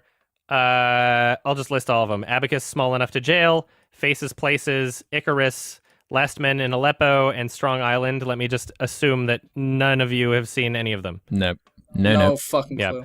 Apparently, just based off of general overall responses, it seems like Faces, Places would probably be the best out of them, but I haven't seen them. I started watching Abacus the other night, and it was kind of boring and just seemed really unimportant in terms of the story it was trying to tell. Like, it didn't need to be a feature. Like, it could have just been an interesting read, but anyway. Skipping documentary short subject. Skipping live action short. We got Best Foreign Language Film. A Fantastic Woman. I thought it was good. I thought it was really good. 7 out of 10. You guys seen it? Haven't seen it. Okay, nobody. I haven't seen it. Nope. The Insults, I have not seen. I'm assuming you guys have not. Nope. We got Loveless from Andrei Yezgantsiev, or however you say his fucking Russian name. I want this to win. I thought it was amazing. You guys should definitely see it. You haven't seen it? Yeah. Yeah, check out No, check out no. Loveless. I've like every film that I've ever seen from this director has been fantastic. Every other movie that I've seen from him show up in my top of the year list. We've got On Body and Soul, which is on Netflix, at least the Canadian one right now. I watched it last night, and it was fucking boring and stupid. Oh, really? I really Oh, did not okay. enjoy that movie, and I really wanted to. It seemed to have good reviews, and parts of it are well shot and kind of interesting at the beginning, but like it goes on. It's a 2-hour long film. It was about an hour through the movie before anything really started moving forward at all. It felt lame. Lame would be the word I would use to describe how I felt about that movie. And then finally we got The Square, which I watched. I don't know if you guys watched. Nah. I really want to watch it. Probably next week. It was really good. I'll end up I would seeing say it has its flaws. You can watch my review if you really want me to get detailed about it, I guess, but I would consider it better than A Fantastic Woman. Although A Fantastic Woman has a really good shot at winning, I would prefer Loveless. I don't think The Square should win. And yeah, Loveless totally deserves it more than A Fantastic Woman. Would not be super disappointed if A Fantastic Woman won, just because I think it has a really good shot, but whatever. We got film editing. We got The Boss Baby Driver. Yeah, I think Baby Driver. I think Yeah, it will. I'm I think with it you. will. I think to. it's got it. Yeah. There's no It just way, has to. because otherwise we got Dunkirk, I, Tonya, Shape of Water, and 3 Billboards. I haven't seen I, Tonya yet. There's certain things about the Oscars, like categories and their choices for winners, where it's so apparent that they oftentimes choose the most obvious answer. So it's like, I think Baby Driver had great editing regardless, but it is also the most obvious editing. When you think editing, you think Baby Driver, right? Yeah. You know, so It was the conceit of the film, though, wasn't it? So, like, you'd hope that's so. the whole Yeah. point. Yeah. So- it was I would say it's the best editing regardless, but it has a really good shot at winning because it's so fucking in your face, the editing in that movie. Yeah. Same thing with the sound design or sound mixing. whatever Sound it is. editing category, I think Baby Driver. Sound editing. Baby Driver. Blade Runner 2049, I would not be disappointed at all. Either. Dunkirk. Some excellent Dunkirk. No. Well, no, hold No. up, Ralph. We're on sound editing, not sound mixing. oh, those are that's different. Right. That's right. So we got I'm a fucking. we got idiot. Dunkirk for I'm sound so editing. We got Shape of Water. No. And we got Star Warrior: The Last Jedi. Really? For sound editing. It's one of those things where like You they know what, I always guess. give those fucking categories to the big fucking, you know, when they run out of things and they're like, well, we got to give it to one more. They just go, what is the big blockbuster that we can use to say, hey, everybody, all these people that watched this gigantic blockbuster, well, it's Oscar nominated. You want to watch the Oscars, don't you? You know, whether it deserves it or not, it's advertising. It's like a... And then Disney can announce it. They could be like, Star Wars is nominated for 2 Oscars. Yeah, have Woody and Buzz announce ones it. you don't care again. about. Yeah. I'd say Baby Driver for that one again. I would say Baby Driver or Blade Runner 2049. Yeah, that would be my choice after Baby Driver. It's just so integral to that film. It's like the whole point of the film is the editing and Baby sound. Driver realistically has the best shot, I think. Yeah. We got sound mixing. Baby Driver again. Again, I think it has a really good shot. Blade Runner 2049, I would agree with, and you know, I wouldn't be disappointed. That'd probably be at my all. choice. Dunkirk, nah. No, Sound definitely this is mixing. Shape of Water, sure. And then Star Warrior: The Last Jedi. The exact same fucking I just realized they're the exact same 5 They just movies copy and for pasted it. sound editing and They probably sound don't even mixing. know what it is. They probably Yeah, they don't. I don't. The Academy. I don't expect them to know the difference between sound editing and sound mixing. Really, No. Nah, Who That's gives kinda a shit? funny. Whatever. I barely. Can they tell are the difference. exact same nominations. Yeah, they are. That's so funny. They They're just not don't give a different at shit. all. They just Dude, they watched the farted that movie on out. mute. They don't fucking know. Yeah. They're watching. They watched it on an airplane with those shitty like earbuds. You know they give what I want to know is like they watch DVD screeners for a lot of them. Like, how can you really accurately like? Yeah. If you're watching it in that's DVD true. quality, can you really accurately judge things like special effects or like computer I know. animation achievements or cinematography? That's true. it really depends on a lot of these. I would say you have to get like a real theater experience for anyway. You know? Yeah. Yeah. I think Blade you're right. Runner and Dunkirk Yeah, specifically. yeah. Those are, I think, mandatory. Whereas a lot of these are like DVD screeners, like especially like sorry foreign language films. There's no fucking way the Academy watched you in theaters. Like Jesus. Yeah. Then we got production design. We got Beauty and the Beast. Haven't seen it yet. No. No? Have you seen it? No. Nope. I've seen enough But from it it's to know it's that. probably gonna be really good. Yeah. Uh, It has a something on Rotten Tomatoes. we It has- got Blade Runner 2049. Would not be disappointed. We got Darkest Yeah, Hour. that should win. Haven't seen it. No. Dunkirk and The Shape of Water. I think yeah. Shape of Water for that, but I'd want Dunkirk to win. The three, Not Dunkirk. I'm sorry. Blade Runner? Blade Runner. Sorry, I don't know why I said that. the Yeah, three for that me, I it's have between seen, Shape of Water and Blade Runner. all three of those, I would say I would be okay with. Yeah. I really no strong feelings one way or the other for production design. We got original score, Hans Zimmer for Dunkirk. I think that, That's gonna win. What I love about Hans Zimmer's score, especially in like Tarantino, or sorry, especially in Nolan films, is there seems to be a lot of really interesting like subtext and thought put into how he orchestrates his scores. So I don't know if you Yeah, ever there is. saw that video that was dissecting the score for Inception. Basically, the bomb kind of that huge like double hit score that he made is very, very similar, almost identical to if you slow down that French song that was played whenever they go into the dream. Yeah.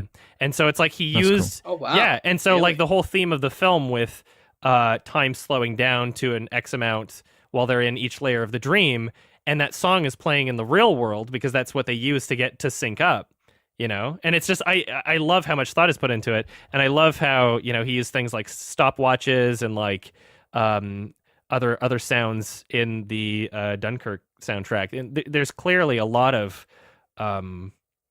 thought and care put into it. There was this analysis video done where I think it was from Vox or something, where they I've seen talked about this method of creating tension by building up layers of crescendoing audio in a way where it seems as though it goes on forever. Mhm. I think like it a wasn't trick. just a crescendo, but like a scale climbing, essentially. So like the Yeah. notes Yeah. go up and then they're replaced with a faded in version of lower notes also going up, so that your brain thinks that it's always going up, but in reality it's kind of like a loop. I saw that video too. That was really interesting. The chemistry those two have, they clearly plan out basically the entire score before they even go into anything else. It seems like they're Yeah. great, and just Hans Zimmer in general. Like when he composed the soundtrack for the Amazing Spider-Man 2, the amount of thought he put into that, He lied especially to the me. rapping. He hates me. Yeah, but hey, it's not me. To me, Hans Zimmer's like really up and down with the quality. When he works with Nolan, he tends to be the best for me. But there are some really weird ones in there that he's done. Like, Oh, yeah. I really didn't You like said his... you didn't like the Dunkirk score, right? From what I remember. I appreciate the production of it, but it's not one I particularly like.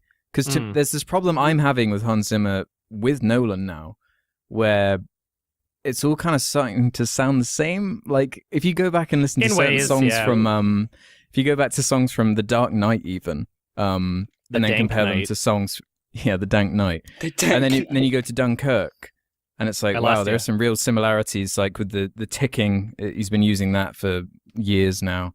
All these techniques that I'm just like, I'd quite like to see something new and fresh with him and Nolan, because Nolan, he likes noise, he doesn't like, he likes this atmospheric thing that you're saying about where it's really melded in with the themes and the story and all that, but it doesn't always work that well for me. Mm-hmm. I'd like to see something new, something fresh from them working together. Mm-hmm. That's all. I think their score for Interstellar was the best. That's the most different thing I think they've done together. Yeah. I mean, I I like that one. I like just found that one score. a little bit repetitive. All right. at times. Yeah, we got Fuck you too, Alex.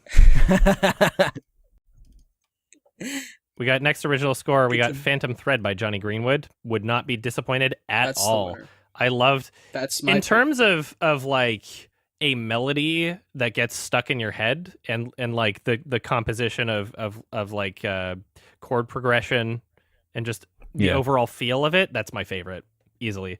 Like Absolutely. I love that the like that piano theme, like dun dun dun dun dun dun dun dun dun dun dun dun, and it like it gets more frequent as it goes. It reminds me of these there are these like kind of like balls attached to strings that you pull them away from the wall, and the strings like the actual note strings themselves are basically at a vertical angle.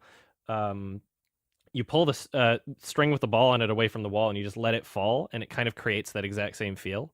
And I was wondering if that had to do thematically with the whole idea of like thread for the film. And I just like I love the way that it sounds also, but I just that would be my favorite score, easily a win. And I love the composition overall. Like it gets stuck in your head and it works so well. Yeah, you said it all. You're very smart, Adam. It's the only one I haven't heard, and I'm really looking forward to hearing it. Good. Oh, it's beautiful. There's the Shape of Water soundtrack. I remember it being good. Another great one. I liked it. Yeah. I don't remember it right now, but I remember it being good. We got Star Wars: The Last Jedi, John Williams. Did he? It's good. I mean, like, I love so it. I'm just wondering, like, this is for new material he composed, I guess. Yeah. Because I mean, like, you got all the classics. The new Star Wars still have the old themes kind of in them. I don't know. There are loads of new themes. In this one, but It did its job. And then we got Three Billboards. I haven't seen it in a while. I don't remember the soundtrack. I think that's the worst thing about Three Billboards was the score. Not that it's bad. It's just very. I can't even remember it. It feels like it's from Missouri. I'll have to. It's like, I'll have to. like a lot of bam ba down ba down or whatever. Fucking. I'm like, I'm not into that kind of thing. But it's not a bad score. Phantom Thread, definitely my favorite score. I really hope Johnny. I think Greenwood Dunkirk's going to win that, though. Really? Yeah, Hans think it Zimmer is. gets nominated so often and doesn't win. Like Hans Zimmer is one of I those just have guys. a feeling. I think he I've got won a for feeling. like The Lion King and then barely He anything probably won else. for Gladiator. If I had my pick, I would do Good Time, and also a Blade Runner would get nominated. Oh yeah, the Good Good Times is Time really good. soundtrack. One of the What a best things fucking about it. snub. Oh, it's beautiful. I'd still pick Phantom Thread, but those two should have been nominated. I would never fucking expect ever for the Academy to enjoy a soundtrack like Good Time. Yeah. I think they're Yeah, too yeah. old. Yeah, I think you're right. Me too. There's no way they could possibly completely enjoy that soundtrack. But that is one of the best, craziest soundtracks of the year, and the way that it's utilized, it's so good. I got it on gorgeous. vinyl. Really? Oh, aren't you cool? You know what? Hipster over there. Vinyl's making a comeback because of hipsters like me. So fuck you. Yeah. It is. Good job keeping it alive. We're proud of you. We got best original song. Mighty River from Mudbound by Mary J. Blige. Who cares? Don't give a shit. Mystery I can't of comment Love. on any of this. We got Mystery of Love from Call Me By Your Name, composed by Sufjan Stevens. I want this to that's win original. so bad. Look it up on YouTube. Yeah, that was Mystery a good of song. Love. Look it up. Mhm. You got to listen to this song. It's so fucking good. Oh my god. Yeah. I haven't seen Coco, but there's a song nominated called Remember Me. I'm sure it's fun. I hope it doesn't win over Mystery of Love, but it has Yeah. the best shot at winning over Mystery of Love, probably. Yeah, I think you're right. We've got Stand Up for Something from the film Marshall, which nobody's seen. I haven't seen, you haven't seen. Yeah. We've got Yeah, no one This cares. Is Me from The Greatest Showman, Yep. which was like a Christmas Wolverine. release or something. Mm-hmm. Yeah, just snuck in there. Yeah, That's it was. the lyricist who did La La Land, right? I don't know. I think you're right. Yeah. It's one of those movies, The Greatest Showman, where all I have to do is look at the poster and realize I do not want to see it. Yeah, same. Wow. Yeah. Okay. Just Hugh Jackman in some gay ass costume and Yeah. like this can't be good. Okay. Hey man, what's your opinion? And yeah, that's it for original song. So my bet is definitely Sufjan Stevens, because that's awesome. Everybody should check out that song. It's called Mystery of Love, and you can find it on the YouTubes. What a great artist. Highly recommend his music otherwise. His great albums like Carrie and Lowell and Illinois. Those are my favorite albums from him, so everybody check him out. Interesting. Makeup and Coco's hair. gonna win. We've got makeup and hair design. We've got Suicide Squad again. Oh, Suicide Squad for sure. Let's do Yeah, it. 100%. We've got The Darkest Hour. We've got Victoria and Abdul, and we've got Wonder. I don't give a shit about this category at all. Yeah, I really do do not. either. And They don't even give a shit about this category. Yeah. yeah, That's why Suicide Squad won. Yeah, true. the Oscar-winning Suicide Squad. Ugh. And we've got costume design, Beauty and the Beast. Haven't seen it, but sure. Darkest Hour. Phantom Thread would be an awesome win for costume design because it's a movie about, like, you know, dresses, Yeah. and it's My pick is that. it's literally a movie about the shit that they're wearing. So Yeah. I think the dresses look nice. I mean, I'm a guy, so I don't know. I think girls are better Mm. judges of that, but I thought it looked Well. nice. yeah, I mean, I have no real opinion on it, so Yeah, me either. I'm not full blown Don't give a gay. shit. I'm just I'm just really gay. I'm not full blown gay. Yeah. Well, you don't like dresses? No. Okay. I've only been full blown a couple times. Ah, Whoa. Nice. Nice. Sardonicast. The Shape of Water for costume design, sure. Yeah. And then Victoria and Abdul, which I don't know what this fucking Victoria and Abdul movie is. I'm gonna look this up right now. Let's see. Judy I saw- Dench and Oh, this. I saw the trailer for this. It's very, It's like- very English. yeah. Yeah. I saw a Yeah. poster. It was just her walking with some big guy with a turban. I'm like, all right, I don't know what the fuck this is, but the tagline is "History's most unlikely friendship." Yeah, it's one of those. An Yeah. an extraordinary true story of a queen and her new best friend. Do not want to see this shit. that sounds boring. dude, it could be great. We It don't sounds know. it sounds cliched as shit. It just sounds like one of those movies where it's like for people that want to see something they've already seen because it feels safe. Then watch Yeah. that movie. Yeah. That's what it looks Yeah. like from first glance, anyway. It's an old people movie. So yeah, costume design, Phantom Thread would be my pick. Me too.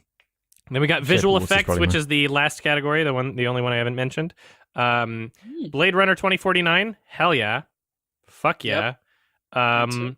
Guardians Yep. of the Galaxy Volume 2, no, I thought it looked great, but yeah, but I mean, if That we're was- comparing it to Blade Runner 2049, Comparatively like- to Blade Runner, yeah. flawless visual effects there. literally, I mean, flawless. Half of there- it was models and shit. I mean, the visual effects in Blade Runner 2049, it felt like they were just fucking showing off at points, but it never detracted from the movie itself. Like, it felt like there were scenes where they wanted to push the limits of what is capable in visual storytelling, and they did it fucking flawlessly. Like, there's Yeah. shit in that movie that I've like never seen done before, and it's so incredibly impressive, especially Yeah. from a visual standpoint. It's insane. And just thinking about like the level of coordination to sync up like those two actresses for the scene where the hologram girl is like syncing with the real girl, and like Yeah. other parts where Ryan Gosling is kind of going through her, but not really. But you can tell, like, it never feels like they're in different spaces. It never feels like they were Yeah. recorded in different environments. And so I don't really know exactly how they pulled it off. I would love to fucking watch a special feature or something. I guess I have the Blu-ray now. I could do that at any point. I hope there's some good material on that. But holy A crap! lot of it was practical. Oh yeah, which of was course. shocking to me. That's And I just love there were like little details like the hologram girl, whenever there was a light source behind her, you could like see it through her a little bit. There's just so many beautiful details like that. Oh yeah, it's like I don't think anything even comes close. some of the most impressive visual effects I've ever seen. Yep. And so we've also got Kong Skull Island. Really? Yeah. I mean, it's I mean- serviceable. I've seen it. Like, Remember I barely remember it. Remember, I guess it looked okay. remember what I was saying about the Academy picking the most obvious? You know, it's like, Yes. this is a movie that has a lot of special effects in it, clearly, because the characters you're following around are like in green screened environments and the CG monkey and all that shit. You know, so they're like, this movie had a lot of special effects. This will be nominated. That's what I'm talking about. Is like that kind of shit. Yeah. Alex, do you have anything to say about Kong Skull Island? I mean, it's almost an animated movie, so it's almost like a different category. You know, like compared to, it's the only one that stands out to me as like, that doesn't really belong. It's here. like, I the don't others know. I'd say are all good. That kind of raises a new question, doesn't it? Like, should a film, like if we're talking about visual effects, then could theoretically a film like a Pixar movie just be nominated for visual effects, or is there something against? That's too complex. You're putting too much thought into it. Well, I mean, I'm kind fair. of curious about, you know, what that would I mean know what you mean. for the category ethically, because I mean, there's already a little bit of fuzzy area around something like Avatar winning Best Cinematography, which it did over the White Ribbon, which I mean, I thought the White Ribbon had better cinematography. I just feel like, I don't know, if you're filming the whole fucking thing in a green screen warehouse, then you know there's no. It's just do everything afterward in a computer. It's a completely different process than the amount of consideration you'd have to take for, you know, framing in the real world, or like using real light sources and weather and like, you know, clouds and shadows and lenses. And well, I guess lenses would be consistent with either of them. But I believe Gravity won too, right? For Gravity was another strange, and that's all one. Digital except for their faces, right? Yeah, and it's like, at what point, like, how close to a film being completely animated can you get and still be nominated for cinematography and or visual effects? Would they ever? Have they ever? I guess I don't even know. Have they ever nominated a completely animated film for cinematography and or visual effects? Has that ever happened? I doubt it. I don't even remember. Probably. I would not. like to know. But that's where we're headed, Adam. That's where, because they invented this new camera now recently. They invented this camera. It's like $1 million, but it takes a frame it takes the whole scene, it shoots it, and it graphs everything out, makes a 3D model of the scene, and you can just do whatever you want in post. You can change the shutter speed, you can change the ISO, you can change everything, right? So one day that's how they'll frame every fucking movie ever. They won't even be able to do anything beforehand. Can you change the gender of the actors? You probably could. Because if Nick Cage was a female, I think he could expand his horizons in terms of casting. I mean, he's already in everything, but now he could be in literally everything. That's what's holding him back. Really? There's apparently a new technology where people have used it to put Nicolas Cage on other people. So there's like this. Really? There's like a GIF image of Nicolas Cage's face being superimposed on. I think it was from like Batman v Superman or Justice League. There was a female character. I haven't seen any of those from that. Oh, well, I have to look this up now. Oh, yeah. Search Nicolas Cage in every movie or something. There's been some articles about it. But there's some weird new technology that you can use that... Dude, this should win Best Visual Effects. Yeah. This is amazing. So, Fuck Blade Runner. Other visual effects, we got Star Wars The Last Jedi, which, sure, I guess maybe it could win, but, I mean, still Blade Runner 2049, I think, had more... All comparatively to Blade Runner are just nothing. But on their own, they're all pretty good, apart from Kong Skull Island, I'd say. If we're talking about, like, efforts made and, you know, scale and, you know, the amount of money that they throw into it, I guess, and the amount of people that worked on it, they're probably comparable. But in terms of the final product, Blade Runner 2049 did not have a single fucking moment that looked fake at all. Whereas in Star Wars The Last Jedi, there's plenty. There's plenty of shit that's like, okay, that's just CG dumb. There is in all the other ones. You know? Yeah, every other one. Galaxy has it. Kong Skull Island has Blade Runner's completely seamless. War for the Planet of the Apes, I'm really hoping it doesn't get it, but it might, because like their whole fucking campaign is, hey, look at how we have this technology that we're using for the actors to be monkeys now. You know? That's the only good thing about the movie. Yeah, I mean... that and the Andy Serkis. Yeah. So I mean, it might be them. It's pretty damn impressive. So yeah, those are the None of five us are- for visual effects, and my answer is definitely Blade Runner 2049. And Yeah, all of ours is, I think. Yeah. and that's the complete list of Oscar nominations. We did it. That took a while to get through, but hopefully everybody enjoyed our little conversation on that. We are going to segue into another part of this podcast. So essentially, the Oscar nominations were just something new we could talk about. We could be talking about anything for the first bit of the podcast. Doesn't necessarily need to be movie related, but there is a section of the podcast that we're about to get into right now that is going to be consistently movie related. Essentially, every podcast that we record, there will be a new single film that we discuss that we've all seen, and at the end of the podcast, one of us will be recommending a film to be discussed for the next episode. So we're recording once every 2 weeks, so everybody will have 2 weeks to watch the film. So if you want to at home be a part of the discussion yourself and watch the film, introduce yourself to something new or maybe something you've seen before and give yourself a refresher, we'll all be talking about a predetermined film for the week after that we'll discuss at the end of the episode. So for this episode, we were thinking about what to talk about, and apparently all three of us just happened to watch the new Cloverfield Paradox film last night.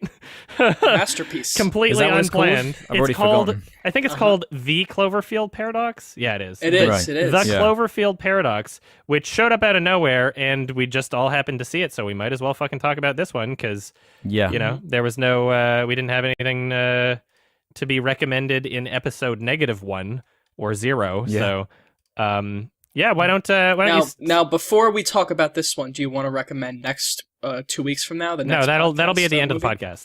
Ah, okay. We talked okay, I about got you. this! We did? You forgot! Yeah, Ralph, you damn idiot. Dude, I'm always on drugs. I don't know. Too much Jenkum. Too much Jenkum. God.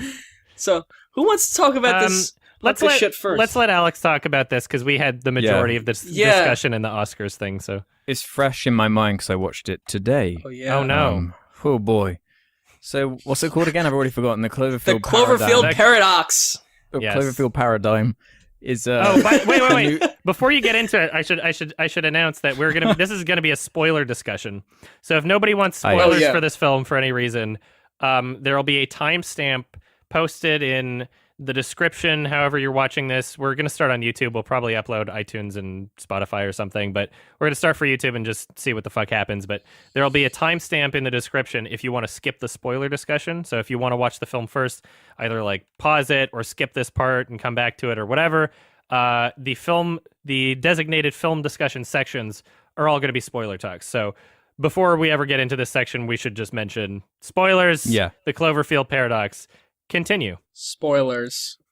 So the Cloverfield Paradox, whatever it's called, is a great comedy set in the Cloverfield universe, which like is this horrible mishmash of story ideas that kind of only exist to combine the previous two Cloverfield movies. The story is about this. The world is like run out. It's just the story of that video game Dead Space, pretty much. Like the world has run out of resources, but there's one crew that can go into space, and if they succeed in their mission, they'll have infinite energy, and everything will be awesome. But things go wrong along the way, and the other dimensions are involved, and and things quickly devolve into nonsense that makes you laugh out loud because it's so ridiculous. One more thing. Spoiler warning for the previous two Cloverfield films also. We're going to Oh yes. we are forced to You have to. spoil all three Cloverfield films. So just getting that out there if you don't want those spoiled. Then. Let's just say I think the first two are very good. I like well, I haven't seen the first one in a long time, but the whatever the other one was called. Ten like that one. Ten Cloverfield Lane. Cloverfield Lane. I like that one up until the last 10 minutes. You know what? Yeah. I'm not sure if you're fucking aware of this, but the last 10 minutes were not in the original script. There was an Yeah, I entire know that. fucking movie that was made, or sorry, not made. There's an entire script that was written, an entire concept, and it was just supposed to be called like The Cellar or something, like nothing to do with Cloverfield. J.J. Abrams picked it up, was like, "Hey, you wanna You want to be successful in Hollywood, right, kid? Well, no Yeah. one's gonna give you any fucking money except me, and the only way I'm gonna do that is if your movie's shit now. So I'm gonna take this, I'm gonna shit all over it, and then you can have your Yeah, movie. JJ. You wanna make it in Hollywood, don't you, kid?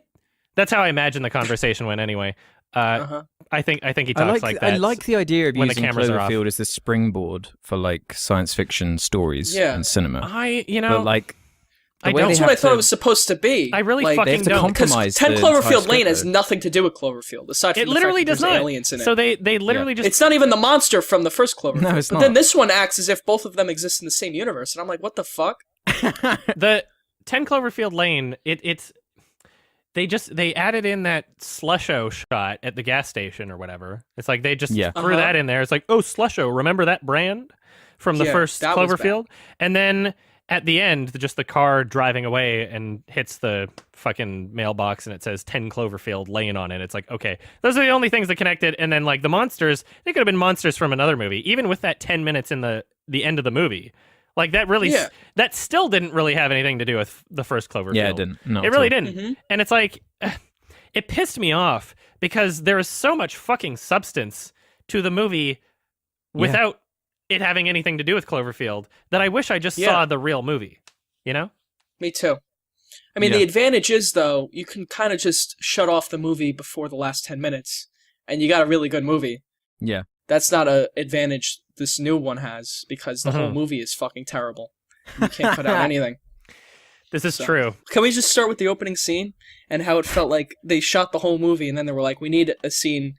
That's with the kind this of scene you boyfriend have an character. hour in to a movie, 30 minutes in, and it's like, what the fuck is going on? The Like, first we shot of don't this know these movie is people? like a handheld outside of the car, and it's just some woman walks into a car. You're like, what the fuck is going on? And the color grading is so bad, and the scene itself, the dialogue is like, oh, just regurgitating exposition. And then you go to outer space, and you're like, what the fuck is this now? It's like a different movie. You know, that entire scene was just so cancerous, incredibly cancerous. It was. Just because like it was like Birdemic levels of exposition delivery, where it's like It really was. there was My jaw no was agape. room for any semblance of realism or character growth. Like what they thought was character growth was, oh, so she has a husband. Oh, look, she misses her family. Look at what the video she's looking at out the window of the spaceship. Look, she's a she's a That relatable scene too. yeah, she's a relatable character now. Can't you tell she has a family? You have a family at home, right? Wow, can't you relate to this character? Fuck. Yeah. Do you It was guys so love Anyway, incredibly Alex. tone deaf as well. Like, Yeah.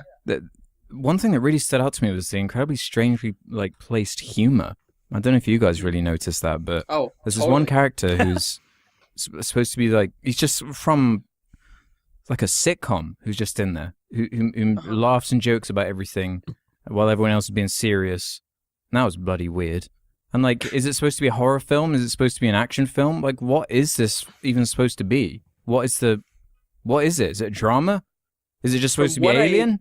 Is it From what I heard, there were lots of rewrites while the movie was going on. Oh, really? And I mean, it's abundantly clear. Not surprised. Really? And yeah, not at all. And I feel like there was this whole space movie, and then they just added in this boyfriend character and all his shit on Earth. It feels like a totally different movie. Did you guys notice how literally nobody in the film said the word Cloverfield except people on the intercom radio thing? Yes. So like, it There literally- was the newscaster, and he's like, "This is gonna be the Cloverfield paradox," or whatever the fuck he was saying. It it's like, seems what? as though that was Strange. added in after the movie was filmed, and that Yep. like the shot of the slusho bobblehead in this film, that's such an easy additional shot. You can just film that at Yeah. any point. There was nothing else in the shot that really related to anything. I mean, there was no actors in it. Yeah, It was just I a missed shot of that. the bobblehead. Literally just I a was just bobblehead of confused. I was like, slusho. what? Why was there a bubblehead all of a Did sudden? you guys notice how they continued the title credits motif from the 10 Cloverfield Lane? I don't know if that's Yeah. Yeah, with Yeah. the lines was. or whatever. Yeah, the lines. Except it doesn't fit. Well, yeah, because 10 Cloverfield Lane was the first instance. It wasn't in the first Cloverfield, but when they used it No. in 10 Cloverfield Lane, it was supposed to symbolize the underground bunker Yeah, to like yeah, give yeah. depth. It was genius. It was to give depth to the setting and the film and the themes, right? And then they did that in this film, and I'm like, you guys realize that there's nothing about this film that justifies that, and you're literally just grasping at straws to try and make a connection to the other films in the franchise, right? They literally don't understand what makes a movie good. Well, that line. Anything. You're talking about the line going from the... Yeah, the line you Yeah. can see it in the poster and the Yeah. I guess I like get- some of the lines are going up now, so it's like, oh, we're in space. I guess they're trying to do the... Yeah, Because one's there's going, lines going down and up. and one's going Mhm. up. I guess it was supposed Yeah. to be the two dimensions, like mirroring each It other. really doesn't fit as well. I mean, No, it it's shit. Yeah, serves it's terrible. so much more purpose in 10 Cloverfield Lane. Yeah, it was just to fit in. Yeah, really lame. Yeah, you The- find the them- opening credits? Oh god, there's so much to talk about. We're all fucking like. There's a certain thing that's really like that just made me scream of laughter because I just wasn't Good. expecting it. Unintentional humor, be it they've got the football game thing.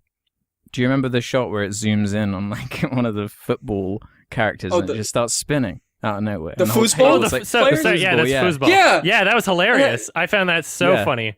I was And it's like, just are the spinning. I was like, demons it's playing? Nothing ever scary. came of that. The demons are playing foosball.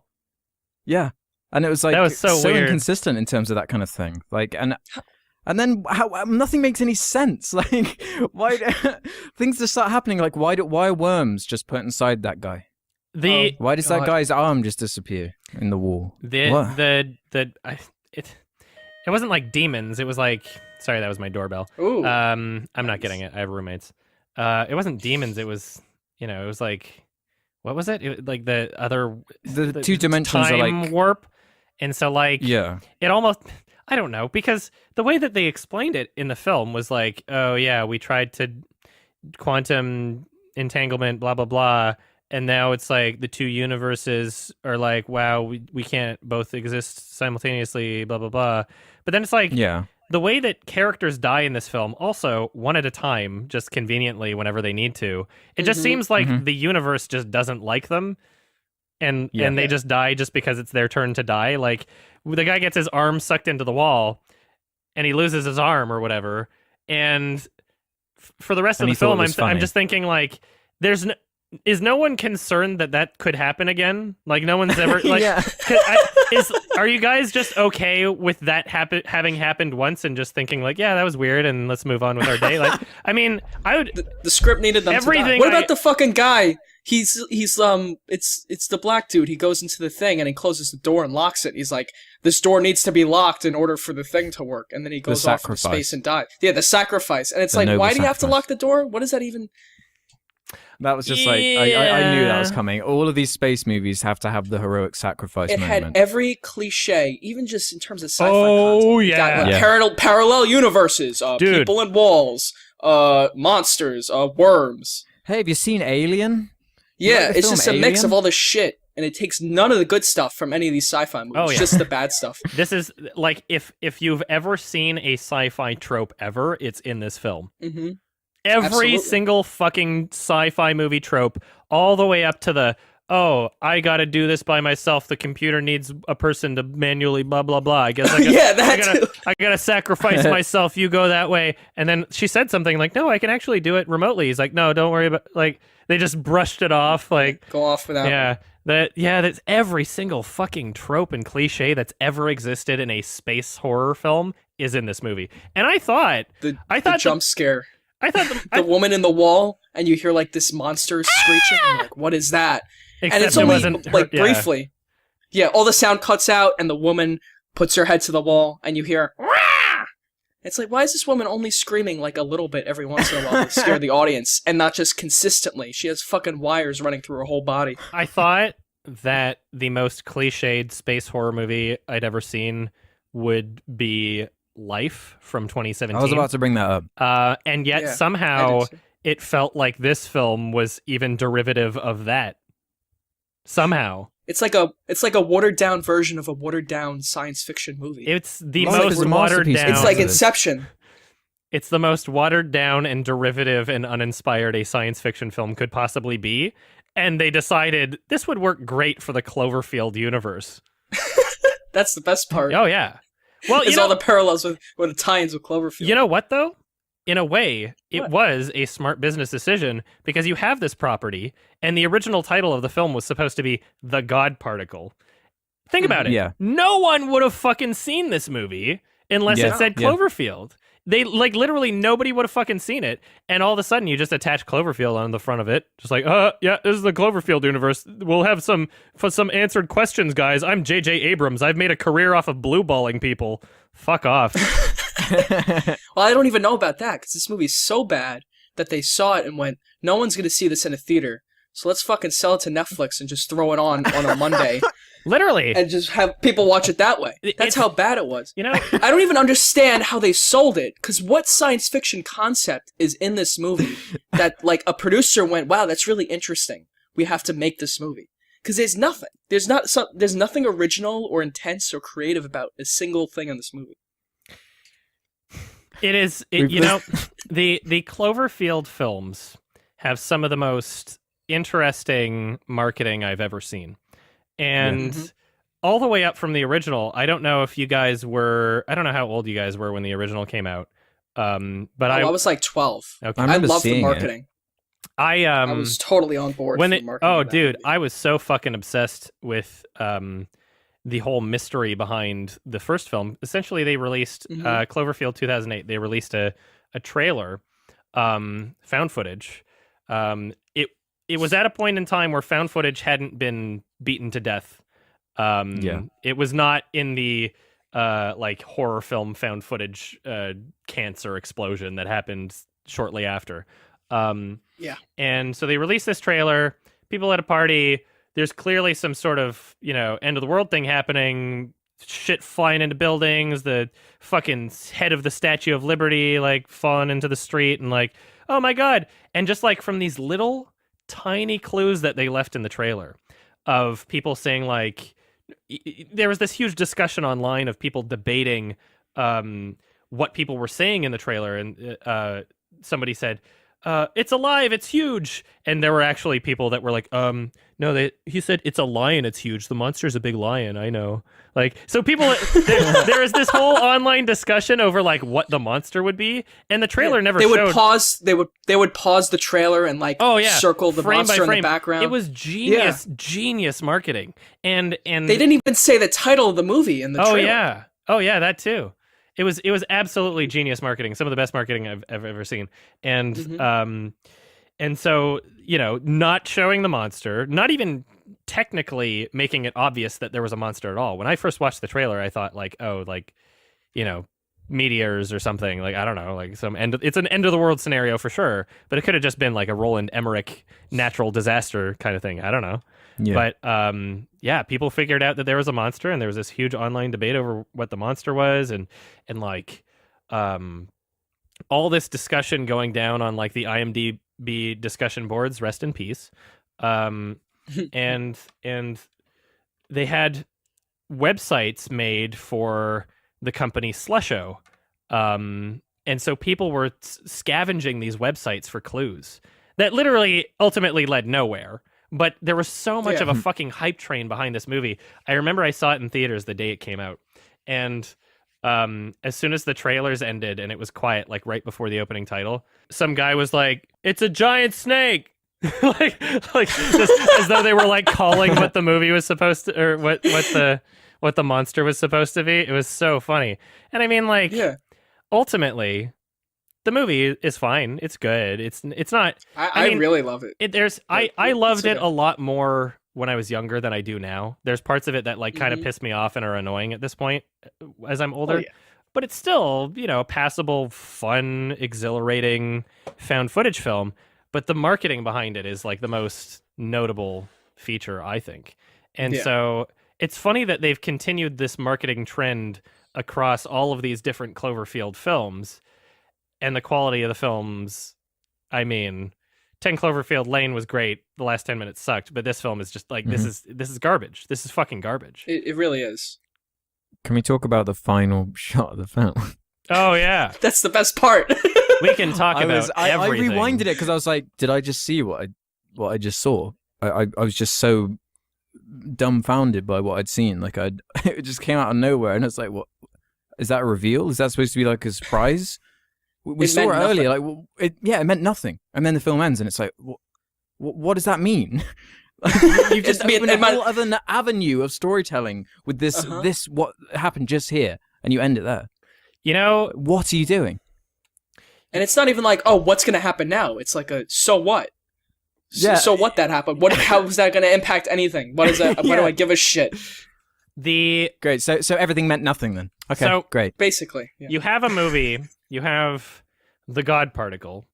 Somebody decides we're gonna make this a Cloverfield movie, but in doing so, as soon as you create these other scenes and ideas where it's like there are monsters on the ground and Earth and invasion and holy fuck, all this action happening, by the end of the film, it's abundantly clear that there were more interesting things going on than the film that we watched. That Yeah. Absolutely. there's an entire story that you revealed to have been happening on Earth or elsewhere, and you chose to give us the product of the least interesting characters and sequence of events out of the whole event that happened. You revealed to us that there are things happening that we would have probably enjoyed watching, but instead you gave us this bullshit. You know? The characters are so bad. Every single one of them. I think, God, the fucking Russian guy. They're like they have the Russian and the German facing off against each other. Like, They're oh, not it's even like an characters. allegory. Did Look you how smart we are. Oh my God, it's just stunk. Did you like how there was a character that only spoke in Mandarin but could understand everybody speaking English and everybody could understand her? Yeah.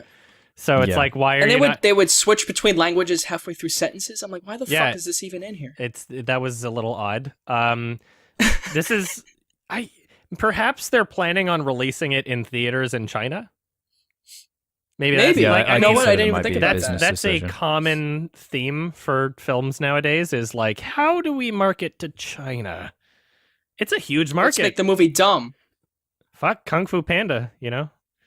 I mean, Yeah. it's doing well in China. Can we talk about the visual effects Um, that look like they're from 2002? Yes, we can. Although I swear to God, some of them are 480p. They were like blurry. I'm like, what the fuck? They did look Yeah. really bad. it The didn't. Cloverfield monster at the end looked like it had no bones in it. It just looked like flesh. It was so bad. Yeah, it certainly wasn't an improvement from like the 2008 film. No. You know? I think the 2008 movie looks pretty damn good, especially for the time. Oh yeah. Yeah. I And mean, more the sound design really sells that movie too. But Yeah. we can get into Cloverfield another time.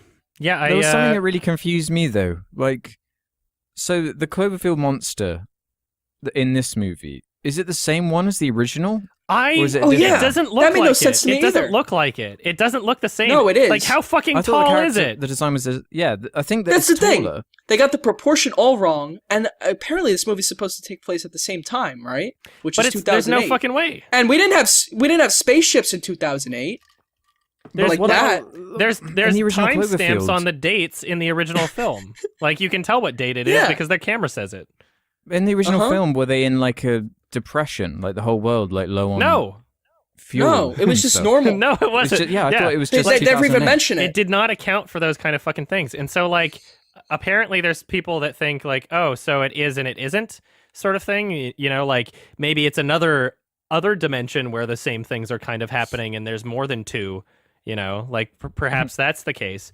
Either way, whether it's the same monster or it's not the same monster, the marketing for this film is brutally fucking dishonest in terms, like, Of course. I didn't Yeah. even see the Super Bowl ad until after I watched the movie, and I just watched it. I'm like, you fucking assholes. totally missold it. There was the part in the trailer where they show the explosion from the original Cloverfield. Oh yeah, And then they cut to the character reacting to a completely different explosion Yeah. in the Cloverfield, the new one. And they Oh, act as if yeah. it's the same explosion, Yeah. but it isn't. that's fucking. That was like bullshit. Russians attacking, right? Or some shit like that. I don't even remember. This movie's so bad. My brain's trying to get rid of it. J. fucking Abrams has made his entire career off of being a dishonest piece of shit and marketing films and TV shows that are meant only to blue ball people and pretend to give answers when they don't actually fucking do. And he's Well, that's why they brought up what the he parallel does. universe thing. That's what he that's fucking that's does. the epitome. The parallel universe thing is the epitome of just giving up. It's like time travel. Like, oh, we don't know what to do, so that took place in a parallel universe where they time traveled back to fucking fix this. Are you guys like old enough to remember all the fucking hype around Lost? Yeah. Yep. I do. Yeah. Remember Never all that watched shit? it, but I refuse to watch it because I have very good accounts from people who have watched it about how pissed off they are, about how nothing gets explained and how nothing makes any fucking sense. And this I saw entire the entire show. this entire promise from the marketing of the show of saying like you want to figure out what the fuck is happening, right? Oh, you never will. Sorry. Haha, gotcha. Like that's his whole fucking thing with Cloverfield now. He's literally just that's this thing with everything. He's scooping this is up mystery films box theory. that have nothing to do with Cloverfield at all and pretending as though it's going to explain the fucking universe better. Dude, this entire movie was made before it was even related to Cloverfield. Like, you fucking asshole. Yeah, and you can tell. You piece of shit. What a turd. It's such a bad way to write, like It's media. dishonest. It's insanely dishonest. It pisses to make me a off. whole movie and then just to keep adding on to it all this bullshit. Yeah. And then act as if, oh, now we're going to explain everything. Oh, yeah. I have the answers. So he doesn't even fucking know. Dude, no one knows. The truth is, 10 years ago, he made a fucking movie, and it was pretty good. He wanted to make an American Godzilla movie. And now he acts as if he has a whole plan. Oh, I have a whole universe planned out. You don't have shit. Yeah. This would all be fine and dandy, like the exact same approach and connected film universe sort of thing, even if it was still hung together by a thread, as long as it didn't contradict the other films, and more importantly, if they were all good. Like this film, shit to begin with. 10 Cloverfield Lane, somehow even more upsetting because it was a great film that you raped and shat on. Yeah. Like it's absolutely you're making things worse by your approach to how you're doing these films, and it just pisses me off that you would take an awesome script that didn't need you to shit on it and then just shit on it and be like, haha, it's Cloverfield now, and then B, take a film that nobody should have fucking watched, that didn't need to be made, that didn't need to be distributed and shared with the masses, and then lie to people straight to VHS dog shit. Fucking lie to people and pretend like it explains the universe of these other films that people actually like, just so you can make some fucking money. You're lying to people. Fuck. Absolutely. Ugh. It's even when you put aside all that. I mean, that's what we're saying. All the marketing and all the Cloverfield and the fucking Cloverfield monster thing at the end that looks like it's at a food fight. When you take all that aside, the movie itself is fucking horribly written. The acting is bad. The sets are awful. It looks like they wanted to imitate The Martian and Alien or Prometheus and something or something. It was Except all of they had them. no clue what they were doing. And it's all blue and orange. It looks disgusting. Everything about it makes no sense. It's so bad. This is one of those movies where the characters all look like actors, and we're supposed to believe that they're like scientists and astronauts and shit, but they all just look like young, dumb, fucking pretty actors. Like there's nothing about them where I can believe that they're their characters. They're just fucking keep describing actors. them using the word character, but that's an insult to the word character and what it means, because like the way these I did it myself. The way these things are written, they're is technically characters. Yeah, they're technically characters, but they're just a motivation. All of them, it's like a first draft of a first draft. They wrote, this character has this motivation, needs to do this, then die. Like for every character, and like they didn't elaborate on that in any way. So that's all it is. Like it's so pointless. There's nothing to it. They don't exist to be characters that you can find believable or relatable. They literally exist to be plot devices so that the film can get from point A to point B. And that's just so it can start, have a middle, and then end. Exactly. It's like it's Little like things. It's at that kind of thing, which is so incredibly common, that just makes me think to the writers or director, like, have you lost the fucking plot? Why are you making the movie? Are you making a movie so it can get from this shitty plot point to this shitty plot point? Like, why not make a movie to make something that people enjoy, that they can relate to, that can change their mind about something or open them to a new experience or impress them or, why even fucking make a movie? Oh yeah, money. 'Cause that's hard. Yeah. Oh yeah, And money. how hard did you roll your eyes when you found out the main character's entire arc and Sorry, what? motivation? The main character, her whole story, and how predictable and. I was less focused on her whole arc of like, oh yeah, I want my other self to be fine and also not really explain things as well as I could have in that given amount of time. Yeah. She's like on the phone like, oh, by the way, you're not crazy, but I'm me. You know what I would have fucking said? I would have given a piece of information that only I would have known. Because that would if I got a phone call from somebody just saying like, you're not crazy, this is me. Turn off your electricity because it's bad. Don't steal it. And also hug your family. Like, I mean, you gotta be a bit more fucking persuasive. Unless she knows herself so well that she knows she's a fucking idiot who will believe anything she hears on the phone. Because that's also a likely possibility. But yeah, It's one of those movies. It's so dumb. You start thinking like, am I not paying attention enough? Because these characters are doing things that I don't even understand why they're doing them. You know what? I'm actually really glad this was a Netflix release because I had to rewind a couple times to figure out what the fuck they were trying to say here. I was like, I know. I've literally rewound the film like at least 3 times. Like, wait, what? Are they serious? Like, is this what they're doing? Is this what they're trying to say? Like.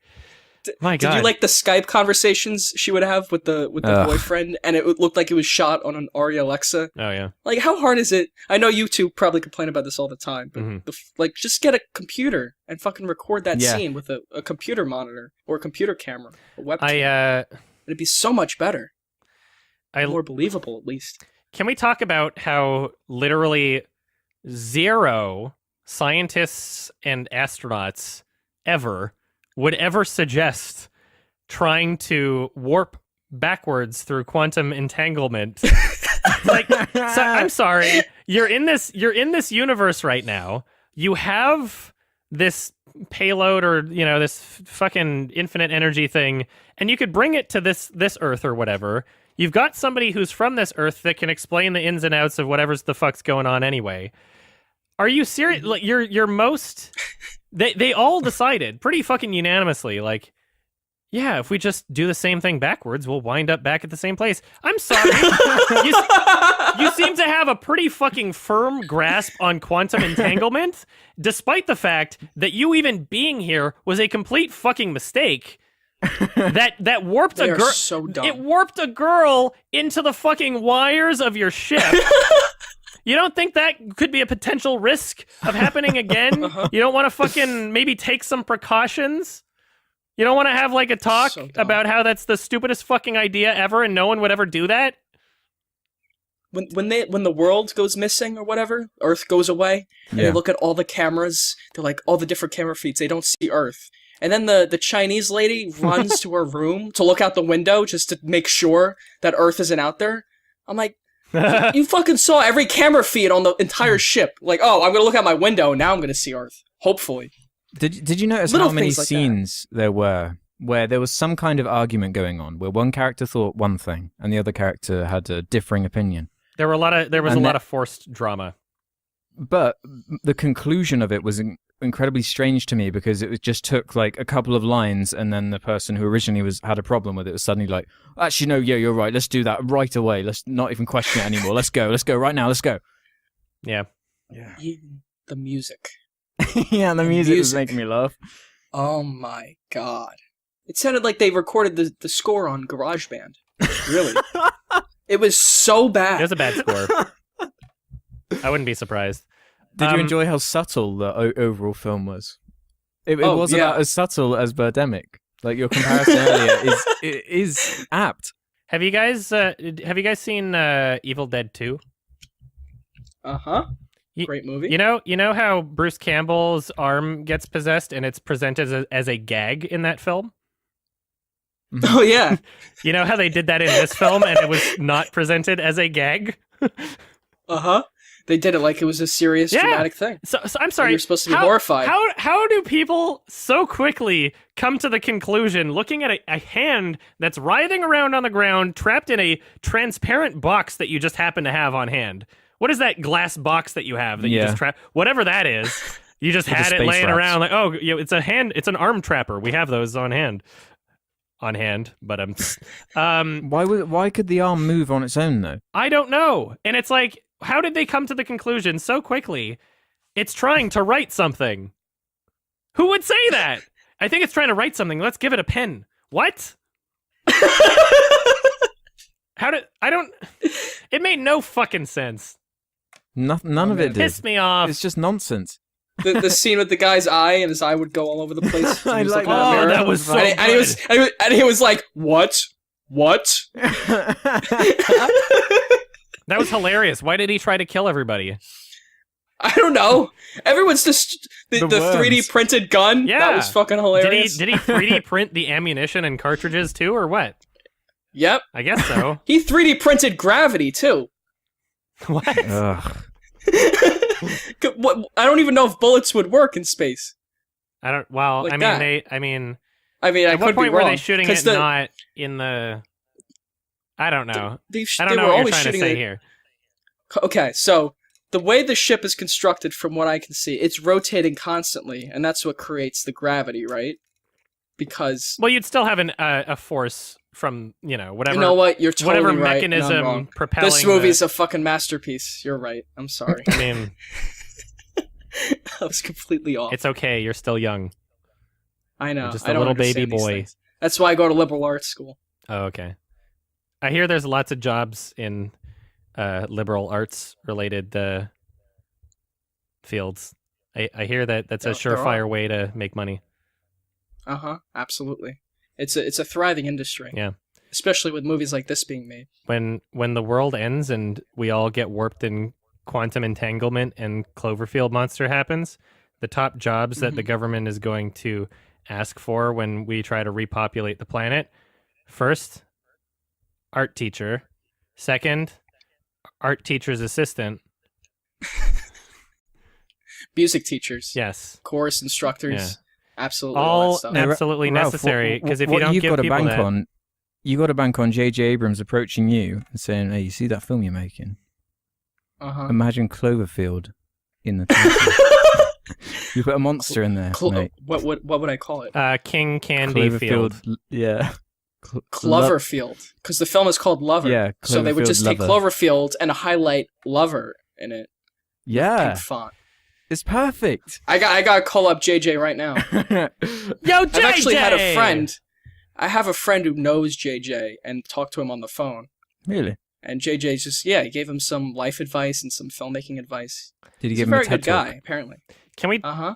So, can we talk about at the beginning of the movie where they're watching like the news and it looks like a normal news station, and then they're like, "Oh, okay, we have a special guest. Here, why don't you talk about the experiments they're doing in space right now, Mister?" And it's literally some guy just saying, "You can unleash demons, demons."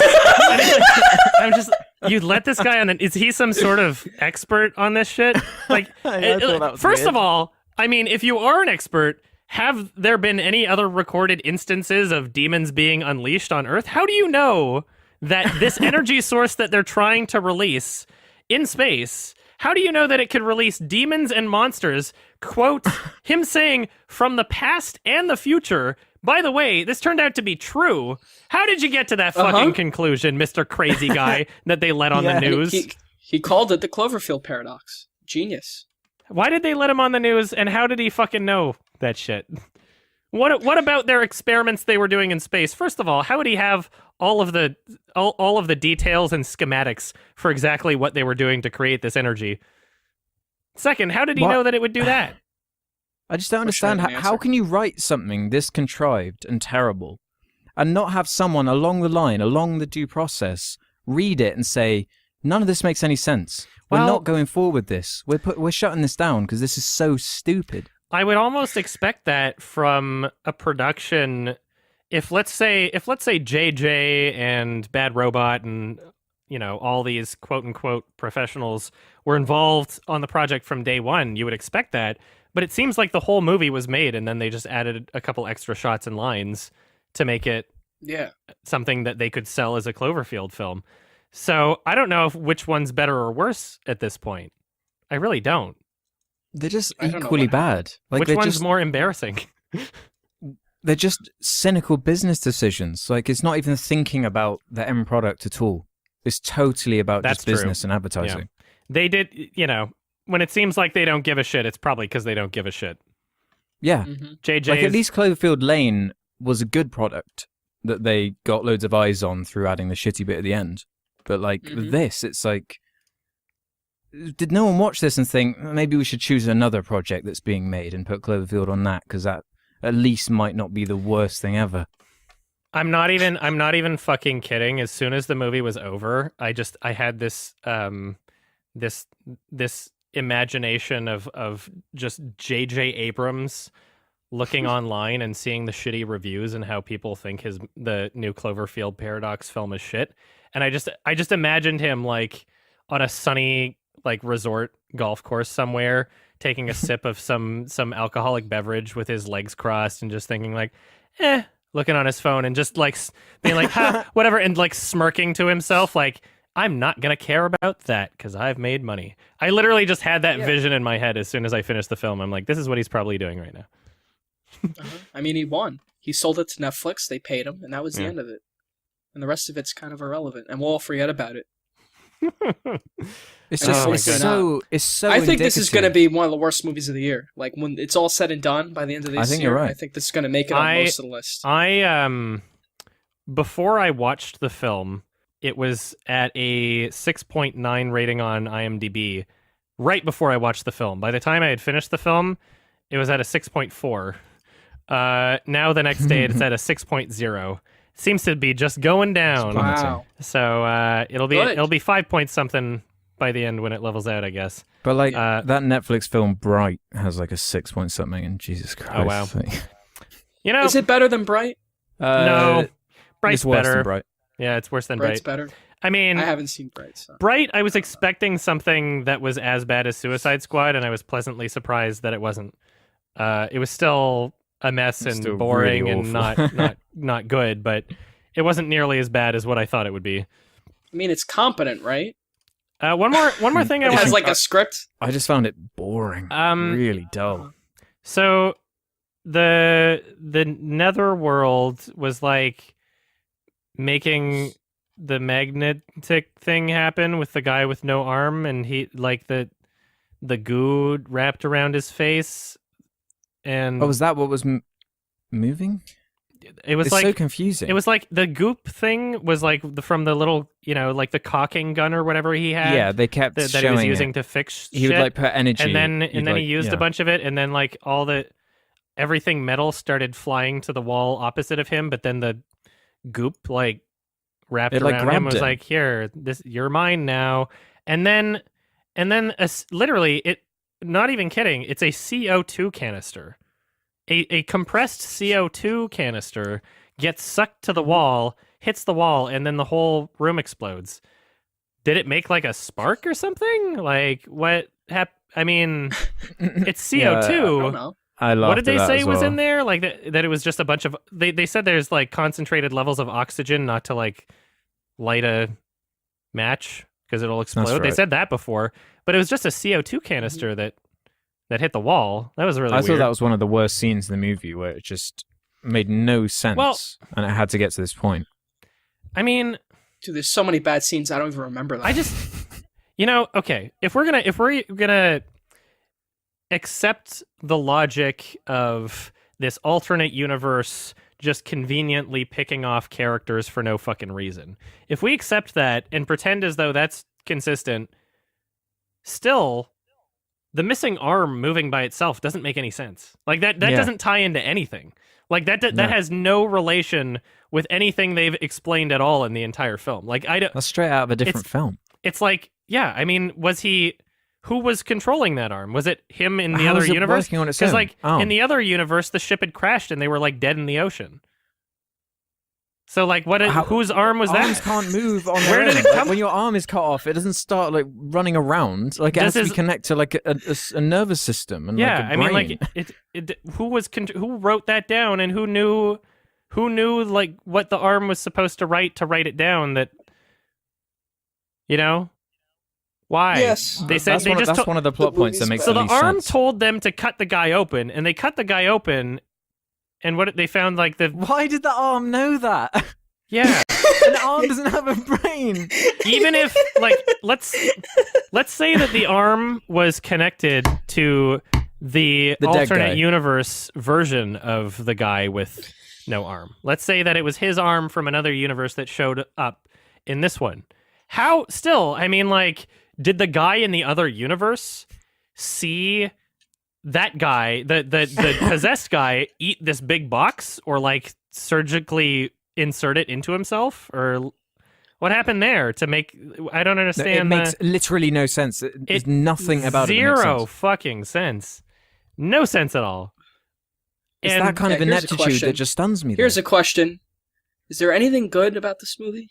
Because No. I've been thinking on it for a few days and I can't think of it. I'm giving it honestly. a 2 out of 10, but only because I'm Like I want a two. to give it a 2. Like I can't even think of a reason to give it a 2. You know? Like I can't think of anything I like. the only reason I think some of the shots are okay. I'm giving it Like, that's it though. I'm giving it a 2 because of so many other films that I've seen that are worse than this that would be 1s. But that's about I it. guess if you want to compare this to Bye Bye Man, then yeah. But I mean, not only is this just an awful movie, but that cynical business angle of it too, and the fact that they try to market it as part of the Pissed series, me when it just has off. nothing to do. It's like just as And- bad as and- Transformers or something like that. Yes, like when you get to that point, I'm like, you know what? I think this is a 1. I think it deserves. It's a 1. worthless. It is utterly worthless. It's, it has it's no completely meaning or point. worthless. Mhm. There's 2 more things I want to talk about, and then we can go on to the next section. Uh-huh. First of all, the logic of the characters in terms of why they would want to go back to the other universe, and the logic of the villain for her wanting. So she says, I'm not going to let 8 billion people die. I'm going to kill these people to let 8 billion people live. But if you think about it, Yeah. if they were just planning on bringing back the energy source to the other planet, wouldn't those 8 billion people die? And not, like, I mean, you're still killing 8 billion people no matter what you do, because you're preventing That's it from true. existing in one universe and not the other. So your logic's a little fucking flawed, you know? And also, I love how she went into the fucking escape pod, pretended as though she was going to go with the main character, and instead of, like, you know, injecting her, sedating her, or doing anything, she just punched her. She literally just socked her in the Yeah. fucking face and That- ran away and was like, But then, good on you. Like, my work here is yeah, done. but then she shoots the other guy, Oh, yeah. Yeah, why didn't you shoot her? and then two the third guys. guy, they just get in a fist fight. Yeah, why didn't you shoot her? It's like, why didn't you just shoot all 3 of them in the head? Yeah. Seriously, what was that about? You literally just punched her in the face and walked away. And then that fight scene in the little cafeteria, Oh, God. and she gets sucked out of the airlock or whatever. Ugh. That, And that's, I mean, I again, thought- another I mean, effect that looked like that's another Alien trope. like- Resurrection. looked like PlayStation 1 graphics. That was yet another trope, you know? Like, everything about this is a fucking trope. Yeah. There's nothing in this film that is original, you know? There's no idea that this film used that was its own idea. Everything's so fucking derivative and uninspired. It's god-awful. But it's taking all the bad stuff from all these movies. It's that's just the not most doing it shocking well. thing. I mean, you can... Like let's take everything from Prometheus that was bad Yeah. and take none of the good stuff. Let's take the dumb characters, but we won't take any of the good stuff. Alex, do you have anything to add to that? Yeah. It's not even like a film. It's just nothing. It's just scenes that are like, oh, that's a bit from Alien. Oh, that's a bit from Event Horizon. Oh, there's the Cloverfield monster for a minute. The end. It's just fucking pointless. There's nothing about it of worth. It's utterly just meaningless. The characters, like, this film has nothing to say. What is the purpose of this film existing aside from it being a product like a fucking Transformers film? It is nothing. Like, there's nothing to even talk about it because it's just nonsense. In 2 weeks, we'll have all forgotten about it entirely. I already forgot some of it, Yeah, or most of it. honestly. Last thing I wanted to talk about with this film before we move on. So at the end of the first Cloverfield, there's that thing that falls from the sky in the background.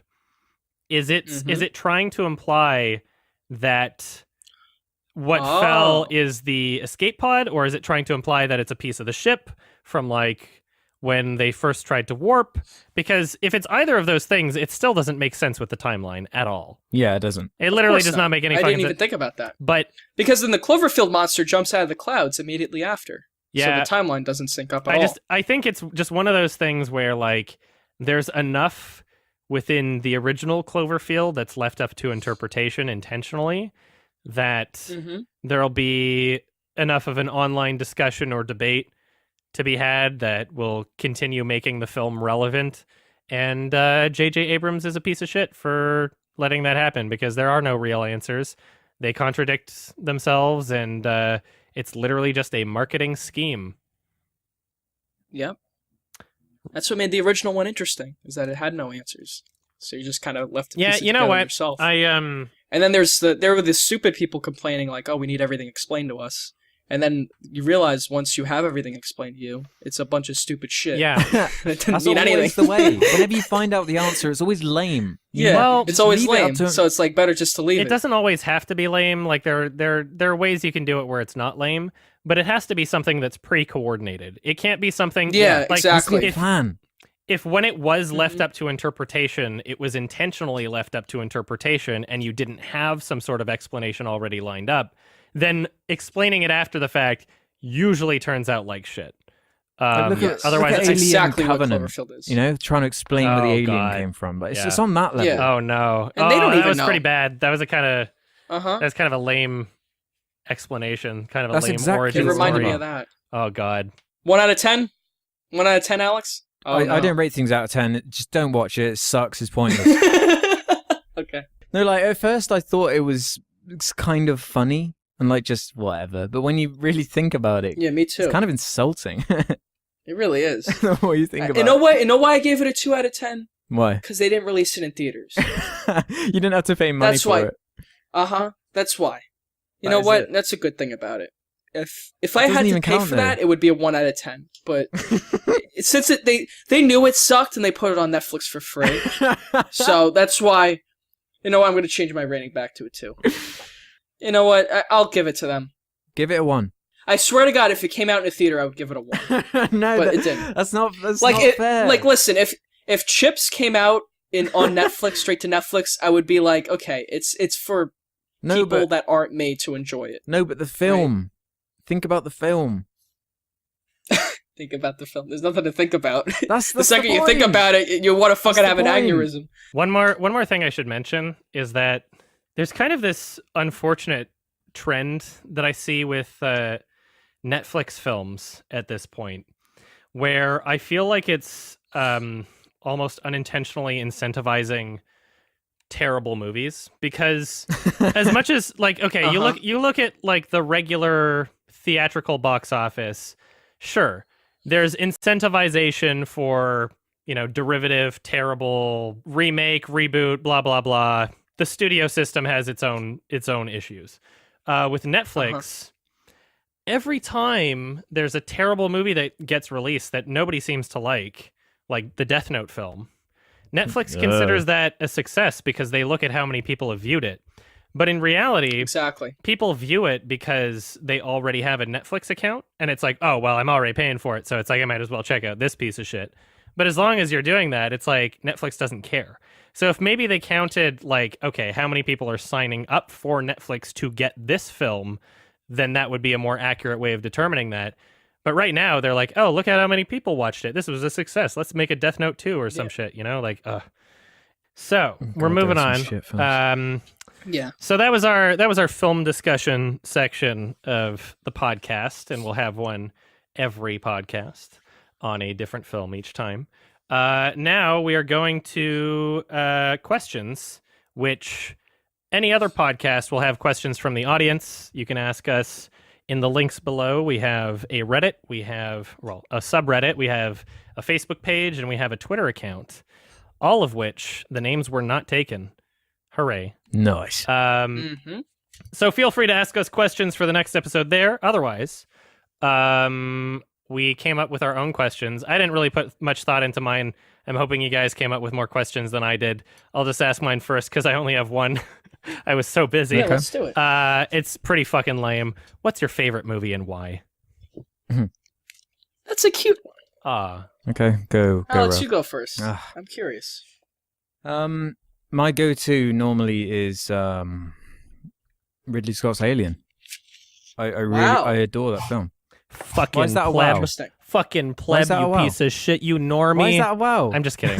Nothing, because I know people who love that movie, but no one ever says it's their favorite. So It's my I'm just favorite. curious. It is. I know a few people that say I don't blame you. I know a few people that say it's their favorite. So It's an excellent movie.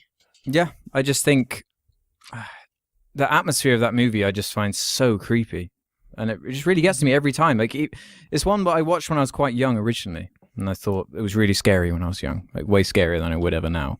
But even upon revisiting it, it has such a unique tone and feel to it, and they take it so seriously, but without going down the Cloverfield bullshit lane where everything's over-explained and everyone's motivations. Everyone actually feels like a real person, you know? Everything about it just seems so thoughtful, and there's loads left up to your imagination, even though it's kind of been ruined not a little bit now, anymore. yeah. And from the set designs that were just insane back in the day, and the lighting and just all of it. The acting's really good. The score's amazing. It's just an all-round really solid, great film. It was very influential and revolutionary for its time, both in tone, presentation, concept, and etc. arguably the best like creature design for a thing like ever. Yeah. Like a Ever. Yeah. Way to Even just the go, set design and H.R. the ship Giger. designs. Given Yeah. props, if that's how I pronounce his name, H.R. That's- Giger. It was supposed to be for Dune, right? But then the whole Yeah, I think project you're right. fell apart. Yeah, Yeah. so a lot of he things that were just supposed to be for Dune. used it. Yeah. Even the music in that movie is excellent. Everything about that movie. Yeah, see? Fantastic. So I've justified it. So suck on these. Yeah, I agree with you. It's an excellent movie. Not my favorite. What's your favorite then, Ralph? Goodfellas, by far. Okay. Yeah, a good that makes movie. sense. So there's a little bit of background to this. I'm from Queens, as many of you know. Oh, really? So like the reason I love Good Time is because everyone in that movie is literally people right out of Queens, and the same thing with Goodfellas. My uncle, his name is Angelo Seppi. He was the fucking guy in the movie, not the actor, the real life person who gets thrown in the meat truck and dies. He was part of the heist in the movie. So like, I literally have blood ties to the people in this movie. Whoa. But aside from that, it's fucking You're not hilarious. I'm not kidding. Wow. I have blood ties to the human beings in the Goodfellas, the characters That is in amazing. Goodfellas. Aside from that, acting's terrific. It's shot beautifully. Some of the most gorgeous shots. Obviously, the shot where they're going into the club or whatever it's called. Joe Pesci's great, and just what it has to say about people like that and human nature. How they how like this whole movie, you have this really fucked up evil guy killing people, doing drugs, beating people up, and then at the very end of the movie, he goes, "I loved it, and if I didn't get caught, I would keep doing it." And then the fucking movie's over. And seeing that as a 13-year-old, I was like, "Wow, that's fucked." And now look at you. Because I'm used to movies. Yeah, and now look at me, right? And that's all I got to say. It's just an excellent, excellent, excellent movie. I rewatched it recently because it was just on Netflix. And by far, it's nice. so good. Before I give my answer, I want to ask you guys a couple questions about yours. Okay. Alex, how do you feel the first Alien compares to Aliens, James Cameron? Do you feel as though he kind of bastardized it, or is it just like not as good but still good? Like, how do you feel? I think it's kind of like oranges and apples. Yeah, Like different thing. Yeah, it's so different. Yeah, very different I still goals. I like it a lot as well. I just don't think it captures quite what makes Aliens special. Like I used to think when I was younger and more dumberer, I liked Aliens more because there was more action, there was more Space craziness. Marines. Yeah, you get away from her, you bitch. But like, when you grow up a little bit,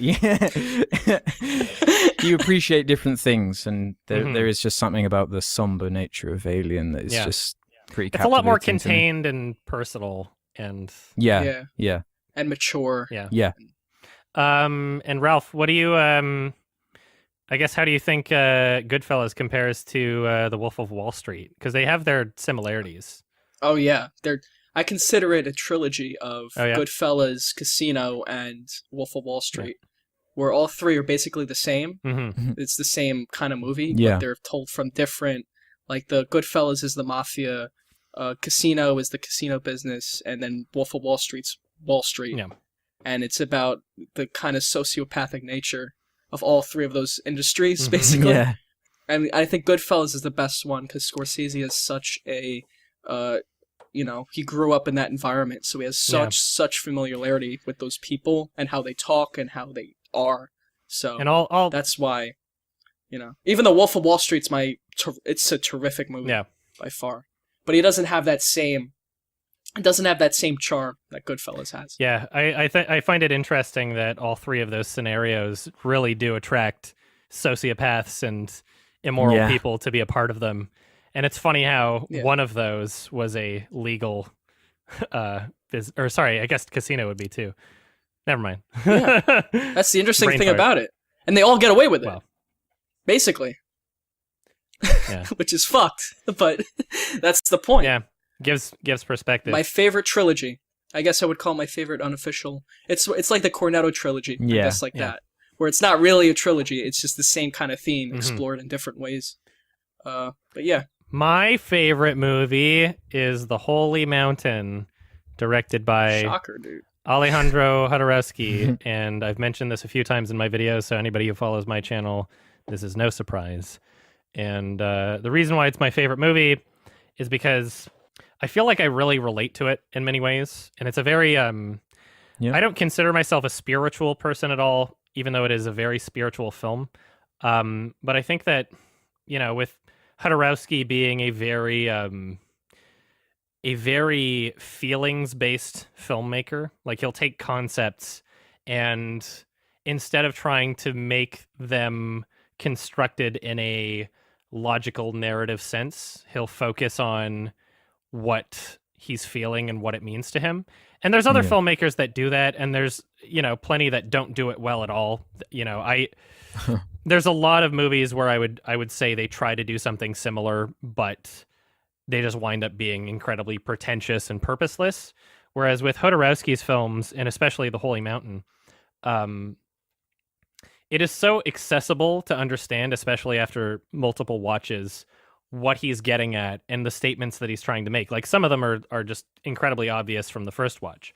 His statements on religion and greed and corruption. There's a scene where there's a bunch of women lined up in a assembly line, and they're all getting painted on their butts, just like green and red paint on their butts, and they're all sitting down one at a time on a canvas and making art. And the narrator explains how this is an art factory. And think about like what that's trying to say about art, like the idea of an art factory itself. Like this entire film is presented in a very dystopian kind of manner, in a very absurdist kind of matter, where it's trying to essentially say, here is what is crazy or fucked up about society, and here's where we are heading, but not really. It's too ridiculous to actually be real. But the concepts bit they like present. Brazil. Oh yeah, in a way, Yes, Brazil there's is lots of a parallels. much more literal film with much more of an actual conventional narrative, even though a lot of people would not even consider it to have that conventional of a narrative. Whereas The Holy Mountain is like borderline inaccessible. Really? But I love. It's not like, oh yeah, I agree with the politics of the film, therefore I like it. It's that I love how it's presented, and how when you present a film like that, and in some cases, like Synecdoche, New York, is a great example of a film where if you present it in a way where there's something that an audience member can figure out for themselves rather than being directly explained to, but there's still something there, and it's not just random nonsense. It's not like some art house film where everything's random just because, but there's something actually there, and you allow the audience to figure it out for themselves. It creates so much more of a personal significance for the person watching, I feel. Yeah. I don't know if you guys agree with me or not, but like when you figure it out for yourself and it relates to you personally, and you could only figure it out for yourself if you understand it, sort of thing, you know? Like it's a much more personal, relatable, and meaningful experience, I feel. Yeah, I can appreciate that. That's loaded. Have you guys seen Damn, dude. the movie? I've seen the first 20 minutes of it. Did you I shut it off did shut out it of off because I anger? hated it. No. It was, we were getting high and I turned it on. I watched the first 20 minutes and there was a point where I'm like, I can't do this right now. Ah, But that's a good. from what That's a good time to do I know. it, I will man. watch it. I will totally watch it one day. I swear to God. That's on my list. The Holy Mountain is one of those films where you can watch it high. You know, you won't. Yeah. The Holy Mountain is a film that you probably should watch high. Whether it's your Totally. first watch or your Yeah. second watch, I would say watch it sober too. You know, don't. I'd say the first time I try to watch the movie sober, and then second time, third time maybe. No. You know. Anyway, highly recommend question it. for you, It's though. not for everybody, but Yeah. Oh yeah, absolutely. I bet it's fantastic. From what I saw, it's pretty. oh man, I mean, that opening scene alone is very intriguing. jarring. and well shot, and yeah, I just but it's very the interesting. cinematography and like the colors. The design, set design's amazing. The costumes. Everything about it is just it's so meta too. Like I don't want to spoil the ending, but like the last line in the movie is just like the most meta shit that you've ever heard, and it's just Oh, yeah, just watch it. It's interesting. it's so self-aware. It knows exactly what it is. It's absurdist. It doesn't take itself way too seriously like a lot of art films that try to be it wind up doing.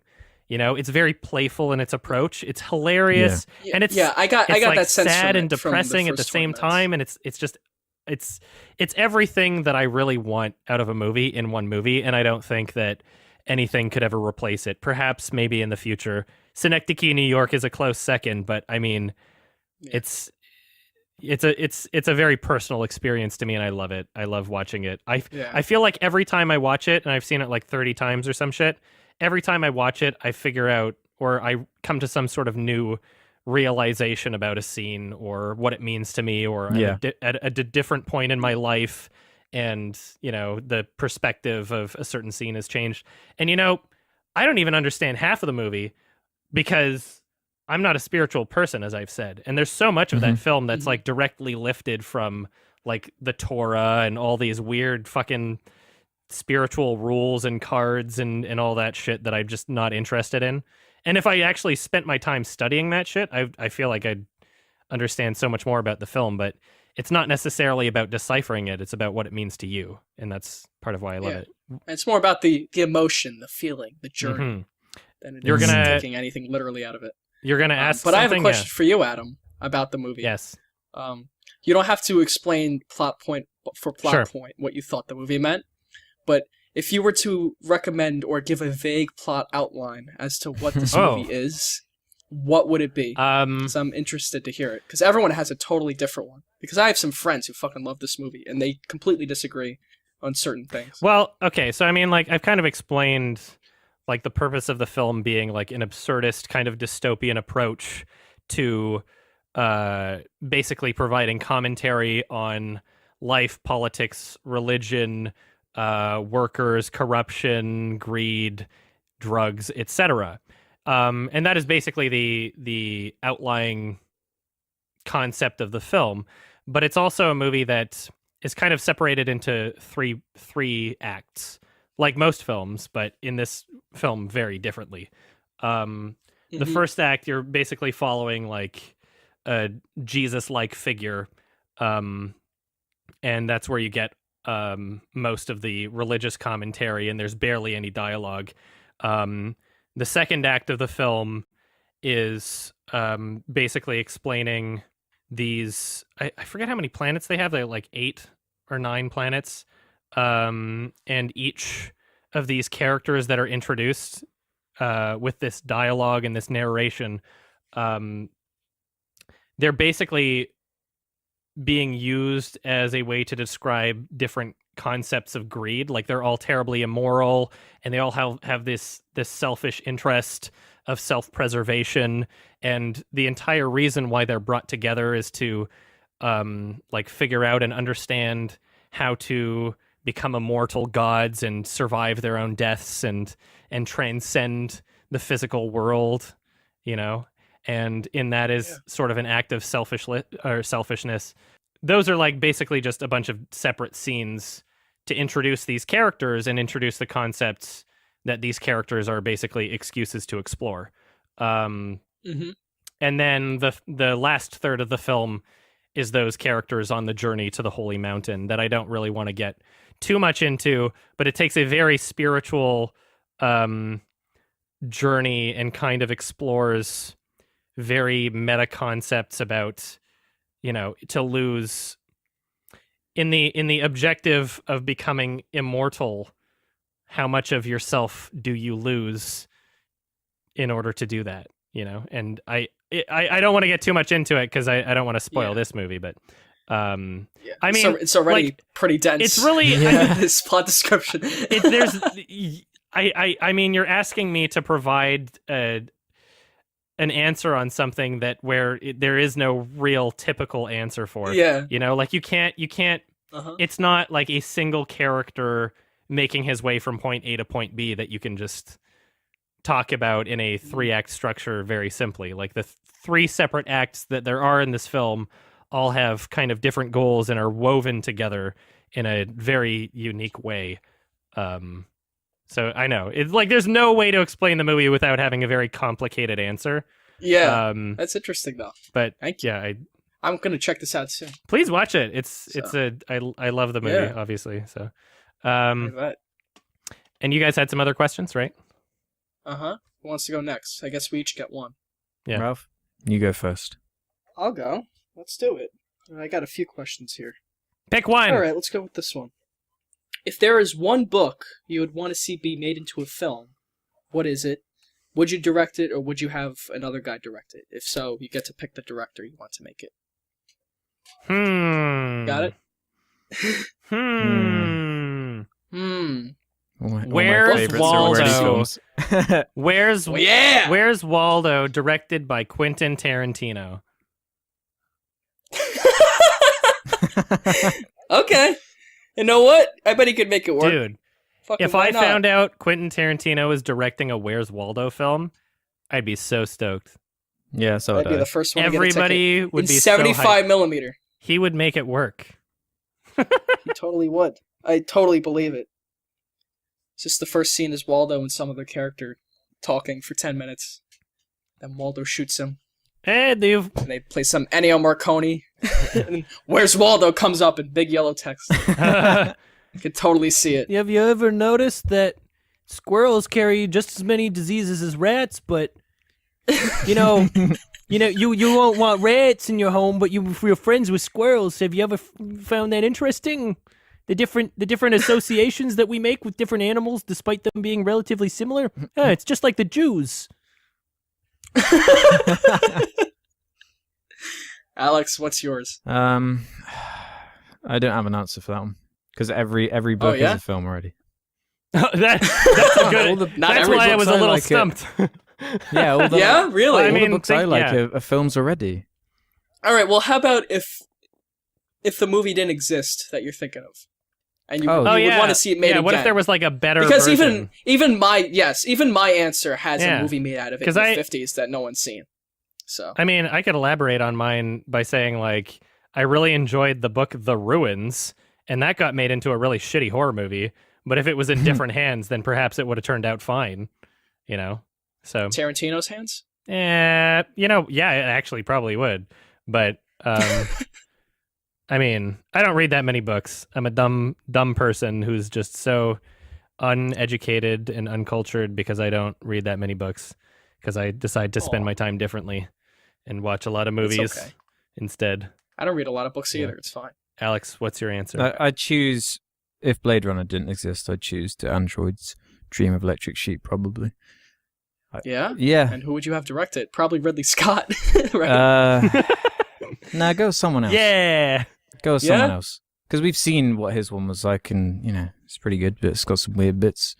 Interesting. Let's have Denis Villeneuve direct. Good idea.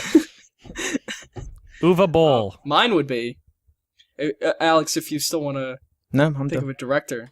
You're good? Mine is The Brave New World by Aldous Huxley. Yeah? Would you direct it? I mean, I guess I would, because I love the book so much. But if I had to pick, yeah, if I had to pick, I would probably do it. It's an excellent book about society in the future where they get rid of all free will, Nice. and everyone's happy because everyone's on drugs all the Oh, time that's awesome. and always fucking and always watching sports, and it's portrayed as almost a comical. But then the fact that this book was written almost 100 years ago, and we're almost living in that society now, Yeah. where all we do is fuck and do drugs Mm. and watch sports. I mean, not literally sports, but consume entertainment. I think it's Esports. really interesting. Yeah, exactly. So the question of it is it better to live in a free society where you're constantly miserable, or to live in a society where you're a slave, essentially, but you're always Yeah. happy, I have and all your basic needs are felt and constantly, not read it. quenched? It's a great book. It's almost like Fahrenheit. What's it called? Fahrenheit 9/11? 4 or something. I kept 451. thinking Fahrenheit 9/11, 451. I was thinking Fahrenheit 9/11. It's almost like that, except it's much more comical. They have lines of dialogue like, "Oh, are you going to the orgy this Wednesday?" And they constantly say "orgy porgy," stuff Whoa. like that. Just so many brilliant lines like that. I love that book. Anyway, Alex, you're up. Animal Farm would actually be a good answer for me as well. Nice. Anyway, Oh yeah. That's been adapted into like a cartoon or something, wasn't it? I think so, but like I'm like a proper, Like whatever a good movie. I think like they are actually making one. I don't I would know love who's to see involved with it. like a Wes Anderson stop motion on that. That'd be cool. Yeah, it could be really. Or Charlie Creepy Kaufman and- in the same style as Ooh. Anomalisa. I Yeah. could totally yeah, see that. Yeah, Those two together. What's the other director's name? Duke Johnson. Adam, you probably Duke know. Johnson. Duke Johnson. I could totally see those two. that could be great. I seem to remember you mentioning Anomalisa on your channel, Alex, before. Yeah, I actually watched it based on. I'm pretty sure your recommendation. Nice. On one of your videos. Yeah. Yeah, really, really great film. That one. One Wasn't sure what to big expect, circle but- jerk.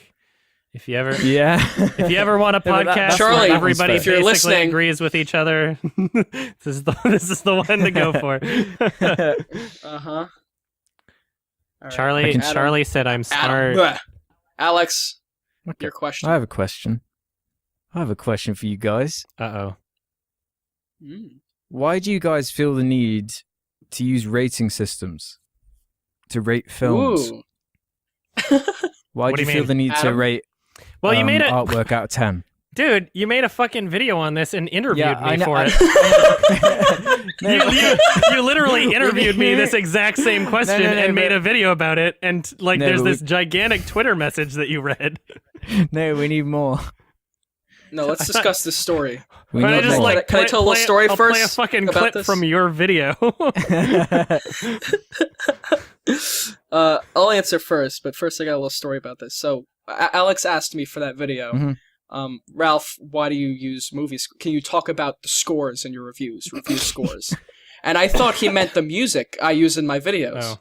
So I wrote him a paragraph about the music I use in my videos. And he's like, no, I meant like review scores. I'm like, oh, I'm fucking retarded. Okay, sorry. And I wrote him another paragraph. Okay. Quick little side note. Anyway, I think it's good because when you talk about a lot of movies, people start questioning like, which movie does he like better? Should I see this movie over this movie? And if you just kind of say, "Oh, I like every movie," But why like, does I that like this matter? movie, I like this movie, because it's a thing where I kind of want to recommend some movies more than others. Where if I say I like Lady Bird and I like Moonlight and I like Blade Runner, then it's not clear, I don't think, that I like those movies in a different way. I like Blade Runner and Moonlight much more than I do Lady Bird. But if I was speaking just in plain English, I would say it would sound like I like all three of them equally. But You know? Yeah. isn't that why You know what I'm trying to say? Isn't that why you? Like I think it's easy to boil it down to a number just so everyone gets the impression of the kind of movie to expect and what you're gonna see. Like I like Disaster Artist, but I don't like it as much as I like Lady Bird. So that's why I do it. But then you start to fall into the trap of like it was even happening to you earlier in this very podcast where you were trying to figure out what number to assign Cloverfield P Yeah. or whatever. That is a thing, but I also don't think about it too much. I mean, I thought with Cloverfield, it's a fucking joke because who cares if it's a 2 or a 1? It's a total piece of shit. But it's right? like But that is, to me, it's like assigning a number to paintings or something. Like it's just Well, seems if you were pointless to me. reviewing paintings, then you might do that. But, I could I see mean, that too. you can assign a number to any art form, with 10 being the highest possible and 1 being the lowest possible. You could even do it 1 through 5 if you want to. You're basically just using it as a way to illustrate to your audience that you think this is of the best or in the middle or of the worst, right? And so, I mean, like you can, yeah, for sure, you can say that independently of assigning a number to it. But, you know, there's tons of films that I would give, 8 or above, which is a rare occurrence, but I still have a lot of criticisms to make about it. And so I make a video and I want to be as honest as I possibly can be. And even if there's something that I love, I'm going to point out the things about it that I don't like, because I don't want to only have a lens of criticism on things that I don't like overall. I want to apply it fairly and evenly.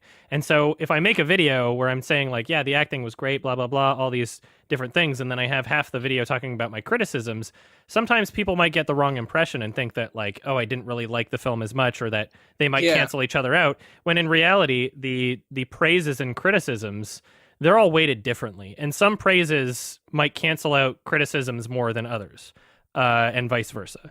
So the end number at the end of my review is essentially just saying like how much the achievements outweigh the flaws or vice versa. So that's, I feel like that, perhaps it's not absolutely necessary, but I do feel as though it does help give a better understanding to my audience as to how much I enjoyed a film. And, the numbers that I give are pretty consistent. 5 is average, 6 is above average, 7 is a really good film, 8 is great, 9 is near perfect, and 10 is basically perfect, and then same thing going all the way from 5 to 1. Just 5 is average, 1 is the worst, like barely a movie, 2 is like technically a movie but still terrible in every way, like Cloverfield Paradox, 3 is like hilariously bad, like After Earth, 4 is below average, like flaws outweigh the achievements. So I don't really see any issue to be had with number systems. Just do you put it much more eloquently than I ever could, Adam. Why? Do Very good. Do they change? Like if you look back at one you I changed like 5 years my ago. every there's in the same way that you said that you thought Aliens was a better film when you were younger, and then you grew up, and then it's not as good as the first Alien. In that same way, there's films that meant more to me that I would give a higher rating when I was younger that might be lower now, and there's also films that I appreciate more as an adult. It's all subjective anyway. You're only speaking from your own perspective. I think it's important. It's important we don't take them too seriously. Yeah. Like, they're set that's in the stone. thing. It's like, he gave it a 10, so therefore, it's like 10 isn't literally a perfect movie. Obviously, there's no such thing. I agree. Unless you want to say Antichrist, which literally has no flaws in it, technically speaking. Yeah. I mean, I agree that the number shouldn't be an excuse to ignore the rest of what someone has said in their review to, explain what the movie was and what their issues or their praises were. The number shouldn't be like a reason to ignore all that. But I mean, it does serve a purpose, I think. So does that not annoy you guys when you see, everyone in the comments is just arguing over the number? Well, there's always, I mean, does it annoy you when you see it make I hate Mars bars? I don't know, like. Yeah. Like, there's always going to be people in the comments writing stupid shit no matter what. Yeah. Like, it doesn't really matter. So yeah, no, it's just more like an audience thing. Like when you describe why you like it, that's fine. It's just more how people like react to them, because everyone's on like a different scale. And I think reacts differently maybe to what my it means. audience is smarter than yours. So oh shit. Well. It bothers me more. Wow, you didn't even disagree. You're like, yeah, probably. Wow. Yeah. Anyway, it bothers me more. It bothers me more when people say like, "Oh, I give it a 7.2 or a 7.9," or it's like, what the fuck? The closest, Who even cares at that I'll point? go to that is like, I haven't decided yet. It's either a 6 or a 7. It's not an 8. It's not a 5. You know, if I Yeah, say that and it's like something maybe like I'll have a better understanding on my second watch, but I've watched it once. Here's my review, sort of thing. You know. Or like when people use Rotten Tomatoes and they go, oh, this one has a 92 and this one has an 88, so therefore I'm going to see the 92%. Oh man, That's like when the review scores really start to bother. And we talk about that in the video. I have a lot to so. say about Rotten Tomatoes, but I think we should. I know you do. I think we all should do. save that Episode for on. next podcast and talk about that next time. Absolutely. I think we recorded a shit ton, way more than we thought we would. Holy fuck! Yeah. This is episode 1. Maybe we there's should. There's a lot of trial and error going on. So this podcast will grow and develop as each episode happens. We'll figure it out. We'll get good eventually. Don't worry. What are you going to say, Should we Ralph? talk about the Reddit page where they're going to ask the I questions? did. Where were you? Oh, you Yeah, I did. Yeah, you did. Where mentioned were it. you? I was sniffing Jenkum.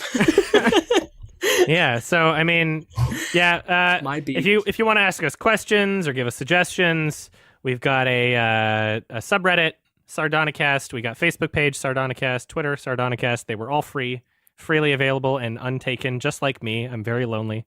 And next podcast, I was expecting some laughter, but all I got was silence. But made it much more awkward. Next, We could do it again. We can laugh. if you no, want. I'll just edit it in post.